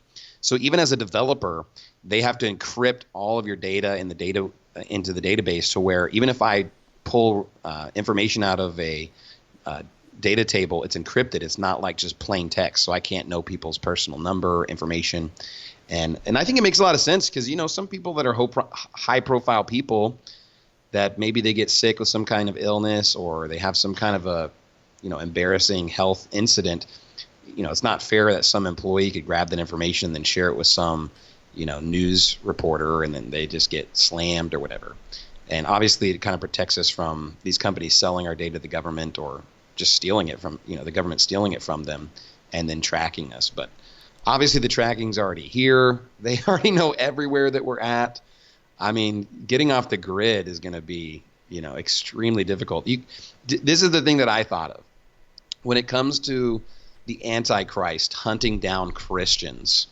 I've wondered, you know, because Pastor Anderson, and I think that his theory makes a lot of sense. He's speculated that it's maybe about 75 days of that Great Tribulation period. I wonder how you even survive 75 days. I mean, you know, the technology that already exists, I mean, you have to just rid yourself of every electronic device. I mean, with heat-seeking technology, with the fact that where the roads are and they can block in and out access from these large cities, I mean, you know, it's going to be some extreme measures to be able to hide or disguise yourself in those end times. But, you know, I don't think it's something that we have to necessarily concern ourselves with or think about too hard, because, you know, it's either going to be a miracle of God that we survive, or you just get beheaded real quick and then, you know, you get extra rewards in heaven. So it's just a win-win for us. But I do see how we're just shifting towards this one world government. And the other thing I was kind of thinking of is, right now, since everybody's kind of locked down, you know, everybody's kind of paying attention to the same information really easily. So it made me think of the two witnesses in the book of Revelation, how it talks about how everyone's going to see their dead body. Yeah. And it just kind of made me think, like, if we're all on lockdown and everybody's just kind of glued to their cell phone or their iPad or laptop or something, how we're all just watching, you know, every event unfold, because of course the mainstream media wants to demonize these two witnesses, and watch them die. But it'll be really interesting, you know, how all that unfolds if it happens in our lifetime. Wow, that is really a neat thought that I've never thought of. But you know, it's funny because I have heard a lot of positive comments about this show. A lot of people are not buying into the government's official narrative right now, and I think it's a lot more than past, because just people just don't trust the government anymore. But I really appreciate you coming on and talking with us. Is there any final thoughts you wanted to give? I mean, hey, yeah, one last comment. One last comment before Dustin interrupts. You know, on the thought that you had. You know, some people will say this, and I don't really like it. They'll say, if you don't trust the government on the situation, they're like, it's obvious that this coronavirus is real. And it's like, you know, no one is questioning whether or not people are sick and dying from the coronavirus. I've never heard someone say, like, this is completely fake. No one's even sick. Well, we did a poll. We did a poll on our show where we asked that question, and 4 people thought it didn't exist. Only 4 out of 200 people. Out of 200 people, only 4 said that. They're probably trolling, or they have a different definition, though. Because, I mean, it was basically like 9/11, okay? With 9/11, nobody's questioning whether or not the towers fell and people died. It's just, was it really the planes that brought them down, or what happened? And, of course, some loser, idiot, flat earther or something probably, you know, comes up with the theory that there was not even planes involved. And so it basically just makes all conspiracy theories seem stupid. And so that's why I think it's important that when you're skeptical, that you still try to stay to the facts, and you try to clearly articulate what it is that you see is wrong. But, I mean, anybody that's going to sit here and say the stimulus bill is good, you know, is just duped by the government. Yeah. Obviously, the nefarious people are at work right now, and they love this narrative. And I still think that it's probably being overhyped to some degree. I think it's extremely difficult for us to understand to what level or what measurement that is. However, it's not that people aren't dying here. It's not that people aren't. I mean, just like 9/11, okay? 9/11, a lot of people died. But wasn't it overhyped that there's all these terrorists trying to kill us right now? Wasn't that a false narrative that's just clearly demonstrated?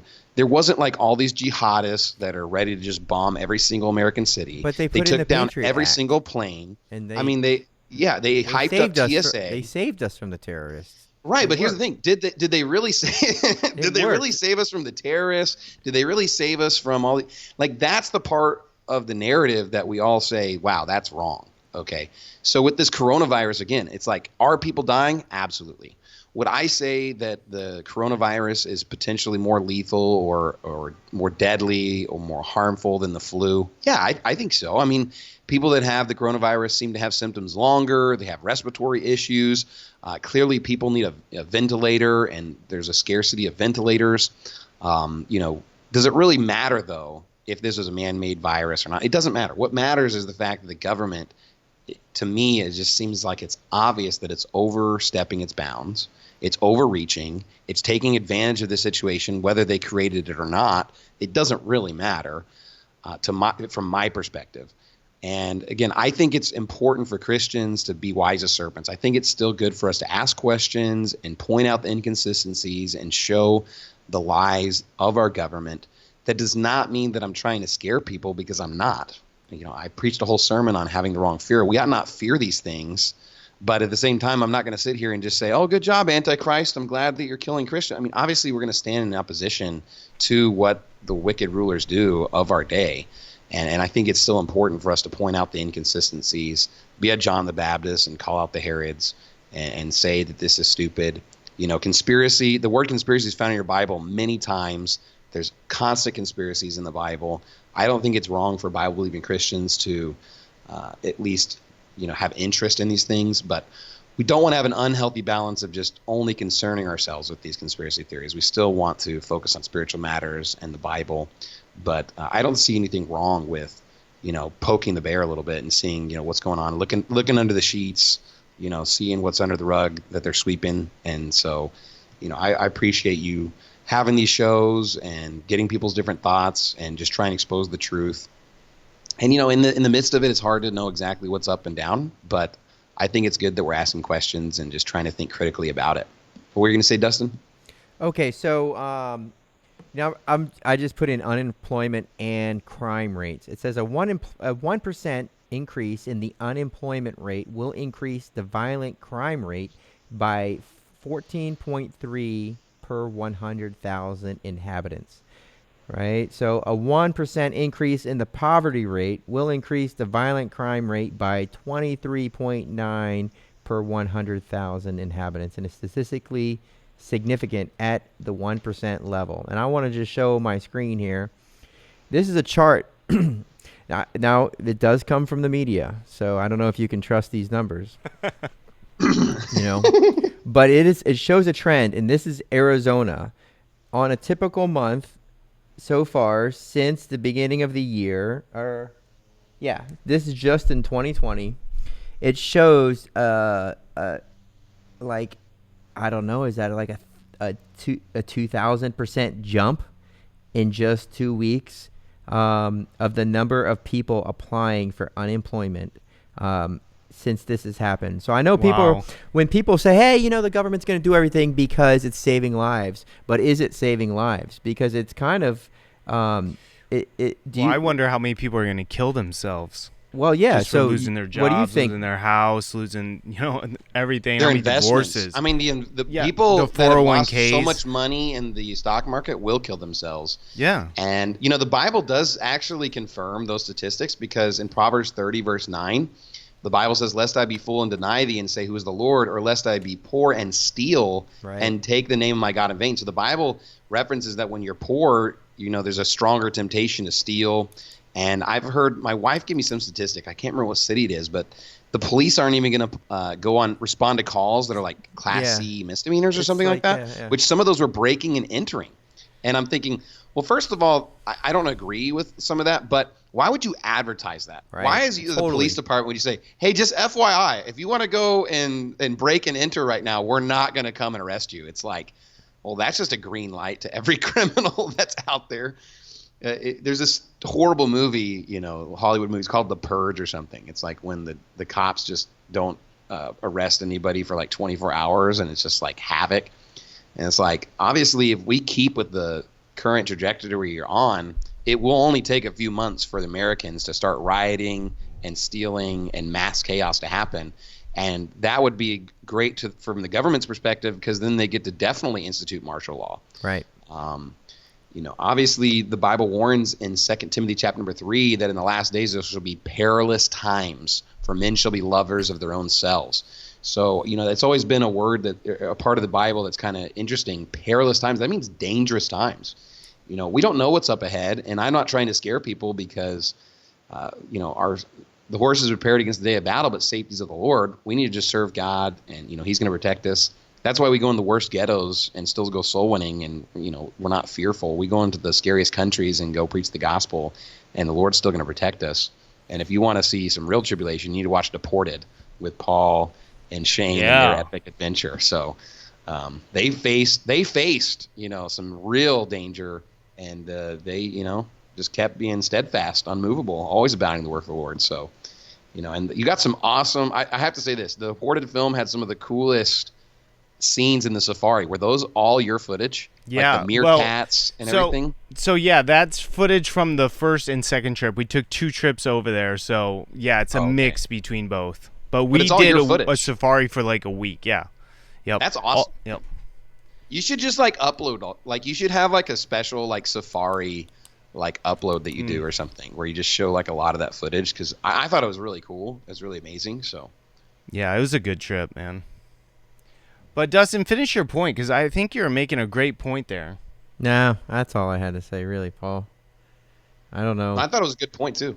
Yeah, I just wanted to kind of just draw that connection, because it seems very short-sighted and ignorant of the ways of our government to just say that if we all just quit working, that then it's just like a vacation, when people are going to become victims of violence because there's people out there who they're just living paycheck to paycheck because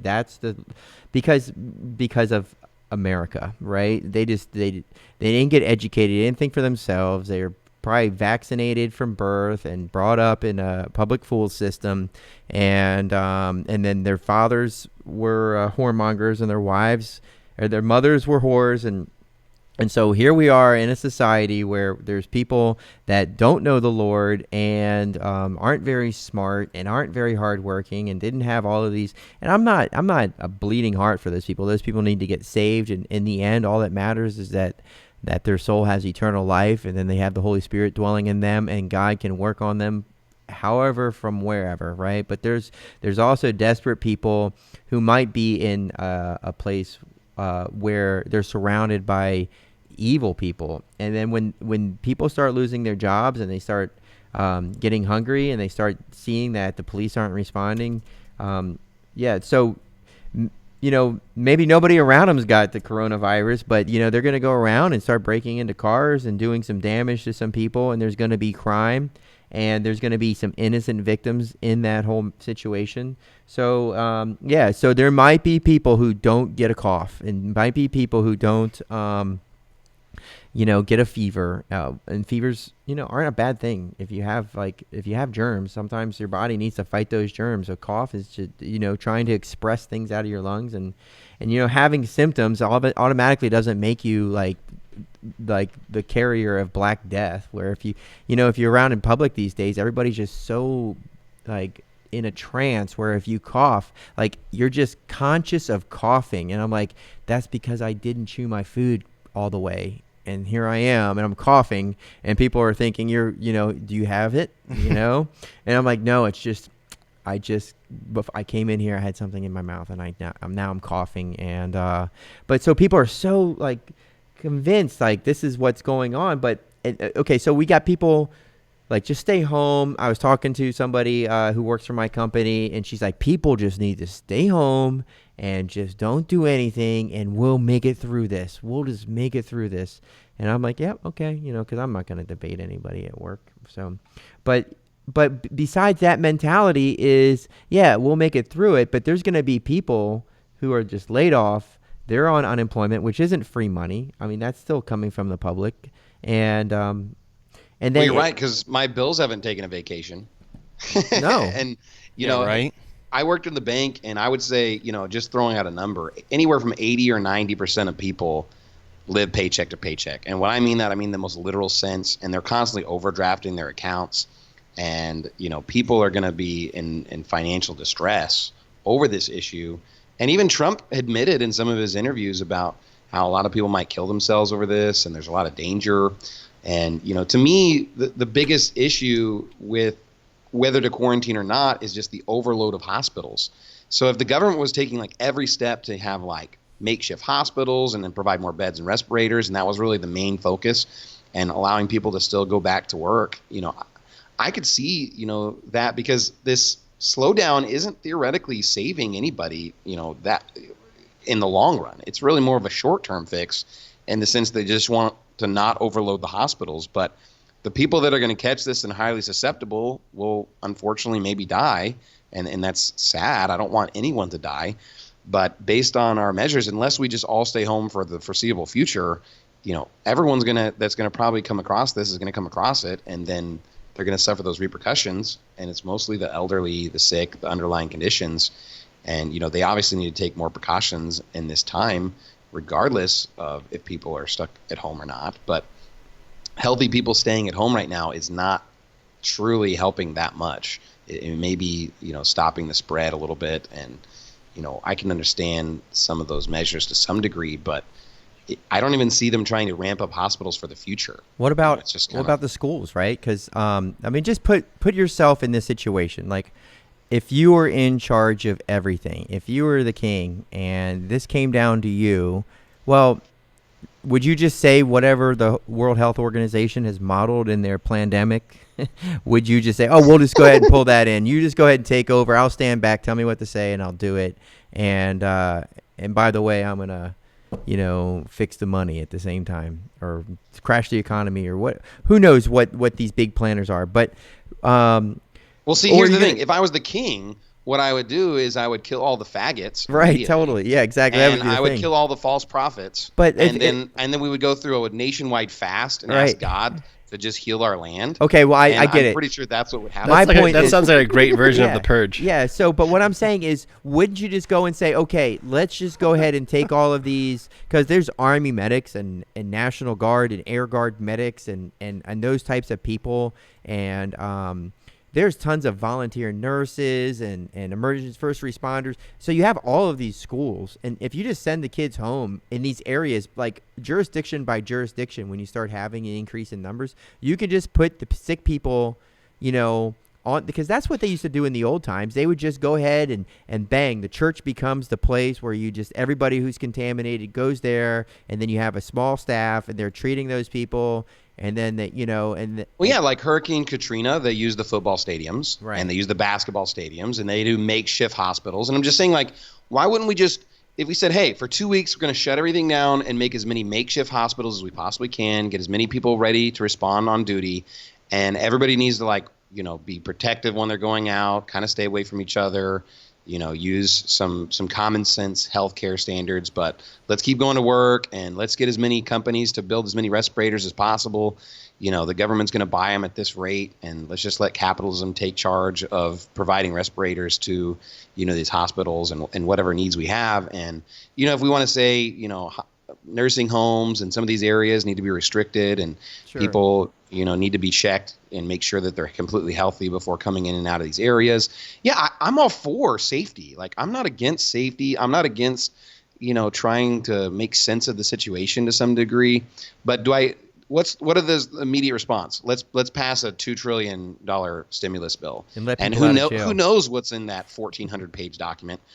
I want to know how they write 1,400-page documents in like a week. Right. Or whatever. I mean, what's in that, and who wrote that? And apparently, according to Paul, we better hope it wasn't Logan that wrote it, because then we won't know what's in it at all. Right. It's like Obamacare or something. Sorry, No, that was a cheap joke.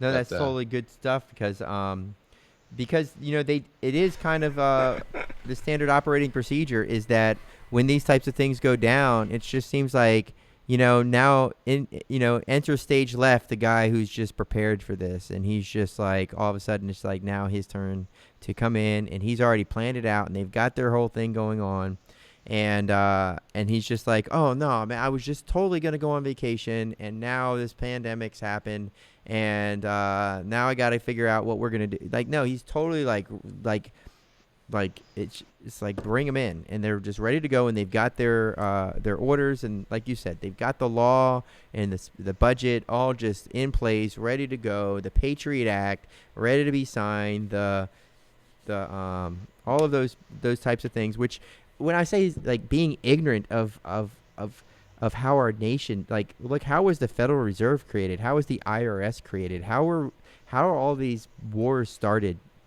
They weren't done in an organic fashion. They were false flags. They were, the sinking of the Titanic, and those types of things had to happen for these things to come along, because if you just did it directly, it wouldn't be, nobody would take it, so it has to be done with a cover. So, well, I definitely think from a planning perspective, you could look at it two ways, right? One could be that they're just anticipating the next catastrophe. So they have everything just kind of sitting there ready. Like they create all their devices that they're ready to, implement, and they just wait for the next potential, event or crisis to kind of jump a hold of. Or some people could say that it's orchestrated. Obviously, like Pearl Harbor with us, making a trade embargo against Japan kind of forced them to end up attacking us. We may not have known that they were going to bomb Pearl Harbor per se. We may have known, obviously we found out some information probably beforehand that was, hidden, but we may not have known exactly how they were going to attack us or respond whenever we did a trade embargo. But they basically just say, hey, let's just embargo Japan, and they'll obviously attack us in some way. And then based on that, then we'll just print a bunch of newspapers saying we need to go to war, and it'll be like America, Right. And I mean, even Donald Trump's like, we're at war, and everybody just likes the wartime talk, even though it's like, who's the enemy? The enemy is the person that doesn't want to stay in their house. The enemy is somebody that, wants to have a Christian church service, or, it's like, who's the enemy? The kid that wants to go out and play at the park, now he's a terrorist, an American terrorist, because of this perceived threat of an illness that we can't see, and very few people have from a percentage of Americans. And so it's just kind of like, I don't know. It doesn't, at the end of the day, here's the thing. We're obviously experiencing it. We're obviously going through it.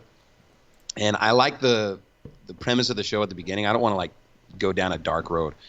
I think we can still have a lot of fun. I think this is challenging us. We wouldn't have this many awesome live streams from Framing the World.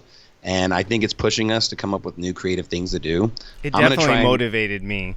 Yeah, I think it's going to try and put together for me like a 35-day marriage challenge where I'm going to have like one for every single day. And I've been working on a Passover chart. So I've been working on it for a while, but I just keep not having enough time to work on it. So now I'm just like, I've been really focused, and I'm trying to get it done because I'm really interested in the timing of the Passover.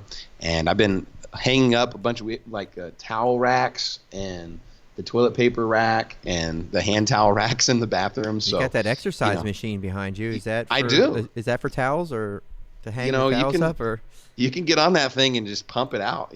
Get some exercise in. Right. So, everybody's saying we're going to get fat. Why not get skinny? Get an exercise machine. And obviously it's challenging being with your spouse more, unless you work for Framing the World, and then you never see your family because you're always doing live streams every night.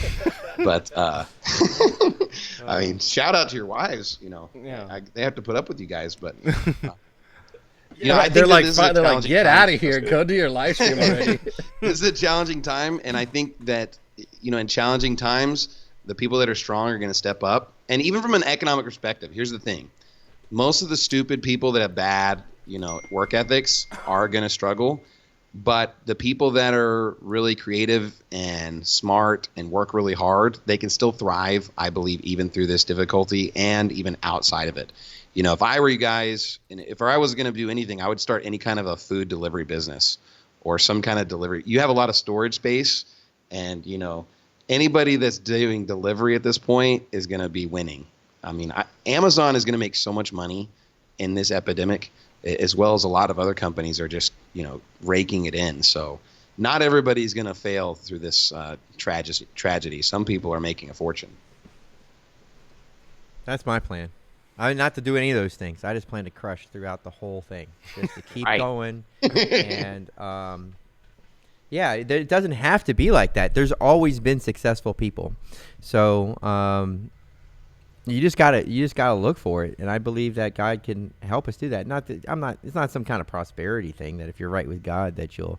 But I think if you just have that kind of attitude where you'll just be like, you know, I'll find a way, and I'll be creative, and I'm willing to work hard and get out there, as opposed to being pretty much giving up from the get-go, because that's what a lot of people would do, is kind of just give up and go, oh, well, if I don't have a job, then let me go ahead and just collect unemployment, and then. And I'm not saying that there's not time for that either, but I don't think that's what I want to do. I think I'm speculating, but I want to have that positive attitude. So I mean, yeah, I don't know what anybody else is going to do. And this is, you know, so we have 30 days ahead of us where you pretty much can guarantee that, unless you're working for something that's has to do with like immediately providing food to people, or services to keep the air conditioning going, or those types of things, like those media. Come on. We're in the media, but I'm just thinking a lot of people aren't going to be spending money like if you have like some kind of service that is not essential, you know. Nobody's going to be buying the expensive things. They're going to be watching their budget because the income has changed. So yeah, fight the good fight and just look at it as a new challenge. And, you know, it's fun to fight the good fight. It's fun to have challenges. And, you know, I think that obviously this is frustrating. It's difficult. But, you know, the tribulation's so much worse. So, you know, if this is the worst tribulation we have to experience, you know, they're going to look back and say, oh, that was nothing. Our kids. Well, thank you, Pastor, for coming on. We're going to be wrapping up here soon. Thanks so much for having me on. Yeah, it was a great conversation, man. Have a good day. Yeah, you too. God bless. Good night. Yeah, so somebody was asking what's in the bottle. Yeah, it looks like some kind of hard. Yeah, it's a maple syrup bottle. So it's just water. Yeah, it's just water. But I like the cork. I think that's kind of cool. You know, but the reason I have it full of water is because I was trying to get the last bit of maple syrup out of it. So it's pretty good, yummy maple syrup. It's bourbon aged, barrel aged or whatever. I don't think it's alcoholic. It's organic. Costco, go ahead, check it out. That's some good maple syrup. I used to put it in my coffee when I think we might have some still at home. Another one. You put it in your coffee. It's so delicious. Well, do we have a giveaway to do? Yeah. So we got 2 giveaways. So well, let's just do one. Let's just do one and then call it a day. Okay. So let's just give away one more thing. Logan, how about you put these questions together? Oh, we got a call right now. Let's get them on. Okay. Hello. Hello. Hello. Hi. How are you doing? All right. Is this the show? Yeah. Okay, I wasn't sure. I just wanted to ask you guys a question. You seem like the kind of guys who would know the answer to this. You seem pretty knowledgeable. Do you think Drew McIntyre is going to beat Brock Lesnar this weekend at WrestleMania for the title? Logan actually knows the answer to that. Yeah, Logan would be the one. Logan has the T-shirt. Logan plays with action figures. I don't know anything about that, but Logan has action figures, and he's like, they're for my son. You're like, then why are they on the top shelf, Logan? Those are collector items. They're not supposed to be out of the box. Until everybody goes to bed. Well, what's the answer, Logan? Who's gonna win? Yeah, I don't know what he's talking about. I do UFC, bro. Don't you do UFC? Yeah. Who does wrestling? Wait, what? It is relevant. All right, let's ask the question. All right, let's get a question going on in here. That was a good question. So, I feel like just opening the Bible and going to something. But Logan, I have this book here. I'm not prepared for anything. Just open it up and pick one. Okay. Just trust the book's right, man. I don't like any of these questions. They're just kind of lame. So, okay. This is so easy. I don't Paul, wanna what's do this. the Paul? What's the It's prize? just like While ha- Dustin's looking it up, what's the prize? What is the prize, Dustin? Okay, so it's gonna be Babylon USA, which is very fitting for what's going on right now. Yeah, and so I got a question for you. So, see, I just when I have these questions off the top of my head, I don't know if I'm entirely Okay, right. well, I have a statement to make. A guy that was in this film. Oh, we have somebody on the phone. Is going Who's to on be the phone? on the show in April. Hello? Yeah, who's on the phone? Hi, this is Christian. I'm from Phoenix, Arizona. I go to Faithful Word Baptist Church occasionally. Yeah, what's up, I would say Christian? I would say I'm one of the least esteemed, but I know who you're talking about. I know you, brother. Yeah, I just want to shout out to Brother Dustin. Hey, is this Brother Dustin? Yeah, talking to me. Hey, I just wanted to call because I was a little bummed, to start going back to church. And so I was hyped to go back to church, but basically I just wanted to call and find out, basically, like, what do you guys think of Pastor Anderson, like, stopping, like, church service, even though, like, the stay-at-home order is basically a kind of like a recommendation. It's not really like an enforced law. But yeah, I mean, I love Pastor Anderson. Don't get me wrong. I mean, I believe that all elders should be counted, worthy of double honor that rule well. And yeah, I just want to know your guys' opinion, like what you guys think. Well, I mean, he's the pastor. He can do whatever he wants. That's my opinion. And he's going to do what's right for the church. So I support any decision he would make. Yeah. Yeah. I do too. It's just like I'm kind of bummed on it. Yeah, I just wish we still would have church service, but like other than that, I just want to thank you guys for putting on the show. It's a great live stream, and I just wish you guys got blessed and hope you guys keep doing what you're doing. I'm actually on my way to work right now. Yeah, I can tell you're Doing driving, Uber Eats Christian. tonight. Let me give you some Bible real quick. So I don't know if I can go straight to this, but one of the so Jesus, when he was going. He came into one of the centurions, and his centurion had a servant that had a sick child, or a centurion was sick. And so what happened was, Jesus was going to go to his house, and he said, hey, just only say the word, and I know that my servant will be healed. And Jesus equated that with having the most faith, because he says that he goes, I have men under me, and I would just tell those men what to do, and they do it, right?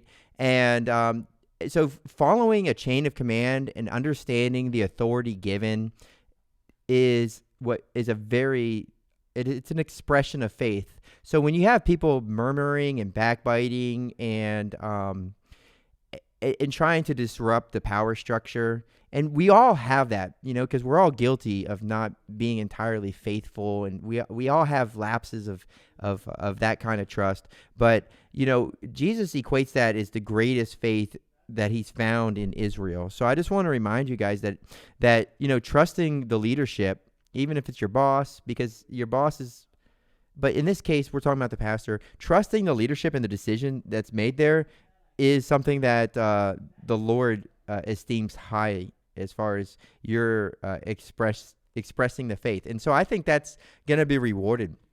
So truthfully, if Pastor Anderson was the one out here saying, hey, this is a hoax, nobody died, these numbers are totally high, these are, he's got other things to do. And I believe that if he was the one to go and break these orders and do all of that, it's going to affect his long-term ministry. So I think and he hit the nail on the head. It's like, when the prudent sees the danger, I forget exactly, he hideth himself, so it's prudence, it's smart not to just go and to present yourself, as the nail that sticks its head up, so I see great wisdom in what he's doing. As I'm not the pastor, so I don't have to do that. I have my opinion. And I say what I say, but I also don't have the responsibility, and my decisions are not affecting families and extended families and a ministry that has been around for over a dozen years. So that's my take on it. Whatever he wants to do, I'm here to support him to do it, and we'll just work around what not going to church in person and trust the Lord. Yeah. All right, let's ask that question, Dustin, so we can get the all right. So prize out there. There's a woman in Jesus's ancestry who is a Moabite. I didn't say the question isn't okay, so what Moabite is an ancestor of Jesus? So it would have to be a woman. Just ask it exactly how it's written. Okay. Don't reword the question that they worded. If you know the answer, call 480-465-1203. What Moabite was an ancestor of Jesus? So it's a woman, so I just gave that away because all of Jesus' ancestors are Hebrew, that are men. 480-465-1203, and you will win a copy of Babylon USA. And then the question following that is going Just that one. No, we're going to have it on deck. Ugh. We're done. This is like 2 hours, man. People are just like, all right, let's reward they've got other the things people to do. Let's reward the people who stayed on. Yeah. All right, so who had a throne with the lion statues beside? All right, we got someone. Okay, go ahead. You're on the air. Hello? Hi. Hi. Did you hear the question? Yes, the answer is... Wait. Where are you calling from? Tucson, Arizona. Do you go to that church down there? Yes, I do. Do you have a copy of Babylon USA? Oh, is that the prize? I'm sorry. I thought it was the fluoride one, which I don't have. Yeah. Paul, why don't you just give away everybody? Everybody wants the fluoride thing. So. Yeah, because everyone got the other one free. Right, exactly. All right, sorry, buddy. Someone actually Who am I buy talking something? to? Who am I talking to here in Tucson? Hello. Yeah, Paul has done cut that line right there. Who am I talking to? This is Jonathan again from Arkansas. Do you want to let him win? What did you win yesterday, Jonathan? I got the soap yesterday. Yeah. You want another bar of soap? No. Sure. All right. So, Jonathan, are you calling to answer the question? Yeah. No, but I I don't actually want. thought somebody else would be on. But Yeah, but you're not qualified, brother. Sorry, man. It's all right. Yeah, people at home like this kind of going back and forth with the phone call. So, okay, so call in 480-465-1203. Jesus had. Yeah, only new people call in. Yeah. For now, anyways. And you can't go to one of our churches that. If you have the movie at home, Babylon let someone USA. else have it. Yeah, exactly. Why don't you just give it to them? Let them do whatever they want with it. They can give it away. Yeah. Okay. All right. So. All right. Well, go ahead and like the video, share it. Okay. Hello. Hi, I was calling to answer the question. Great. I'm gonna have to ask you a couple questions. Go right ahead. What's your name? Name is Suzanne Jimenez. Hi, Suzanne. Oh, hi. Hi, how are you? No, that's not Suzanne Jimenez. I'm not related to Jimenez. Yeah. Roger Jimenez, Pastor Roger. Oh. But I live in South Florida. Pause thought you're somebody else. Yeah. Yeah. Oh, very good. Because I would let you win anyway. It's Joanna. Yeah, that's okay. Oh no, Suzanne. Yeah. Very name is close. So Suzanne. you're in South Florida? I'm in South Florida. Yes. All right. Well, you're on lockdown. Yeah. Yeah, we are. What Yeah. part of Florida? What? Actually, Coral Springs. So a little bit northwest of Florida, Fort Lauderdale. You got a lot of gators there? Yeah, I haven't seen any personally myself, but I have neighbors that have. My boss, he has huge gator. One of his. No, where he that's lives. not true. Because Logan I'm does not not believe kidding. you. Because he thinks they eat babies every day. Hey, what are you talking? Like, No, I'm are we living serious. in some kind of like backwards world? Do you not get warnings and stuff? They say, hey, don't leave your dogs or small pets Yeah, they outside the do. backyard. Okay, Yeah. thank you. Yep, Thank you, yep. Paul. Mhm. Why? Because there's literal monsters in the backyard. Yeah, no, you have How to be many careful, times have you especially if you live seen by- an no. alligator in your backyard? I haven't personally, but Oh. I have friends. I have friends that have seen them, and they've had photos of them. Oh, okay. Well, I lived Yeah, in so it's Florida pretty for a year and a half. I never saw an alligator. Can you kill them? Are you allowed to, or are they protected like cactus? You know what? I'm not sure. I don't know. I'm not sure. I don't think you can, because I don't think anyone would want to, be that brave. But they have. You can call a number, I think, and they come and get them. Okay. All right, let's answer the question. Gator control. Hey, nice talking with you, Suzanne. Yeah, you too. Do you I have? love what you guys are doing. I've met Paul before, but I know he does. I met him at the NASA conference. Okay. I just said hi. I don't know if I ever, but you guys do a great job. I've been watching. It's awesome. Love it. Well, usually at those conferences, I'm running around like, so I don't really You know what? I know. The last time, when I saw you, I didn't get to formally say hi. I just saw. I think it was. I forget who was. One of your partner guys was helping you, and he dropped the flash drive on the floor, and it was between all the wires, and you're like, great. So that sounds. Like, poor Paul. That sounds like a Framing the World production. That just pure chaos all the time. Bad things happening. Yeah. No, I love what you guys. It's great. I wish I could have made it to some other conferences, but We're gonna give you I do Babylon the USA. close one. she knows the answer. What's the answer? It's Ruth. That's the right answer. Yay. Very good. Yeah. All right, well, stay on the line, and we'll get your address. Hopefully, Logan doesn't write it in Chicken Scratch, and I will never be able. If you don't get an email from me within 2 days, please just let me know, because Logan doesn't. I tried to explain to him how an address is written, that you have to put the name, and then on the next line you put the address, and then the street, and then the next line you put the city and the state, and then the zip code. The state and the zip code, and the time zone. But yeah, It was great. It was great being here, folks. Unfortunately, this is gonna be my final episode here at Framing the World, but it's been nice talking with you. Logan, we just want to keep beating up on you a little, so you'll be back. Aw, poor guy. It's all right. It happens. It happens. We just changed the clocks too, so give him a break. Yeah.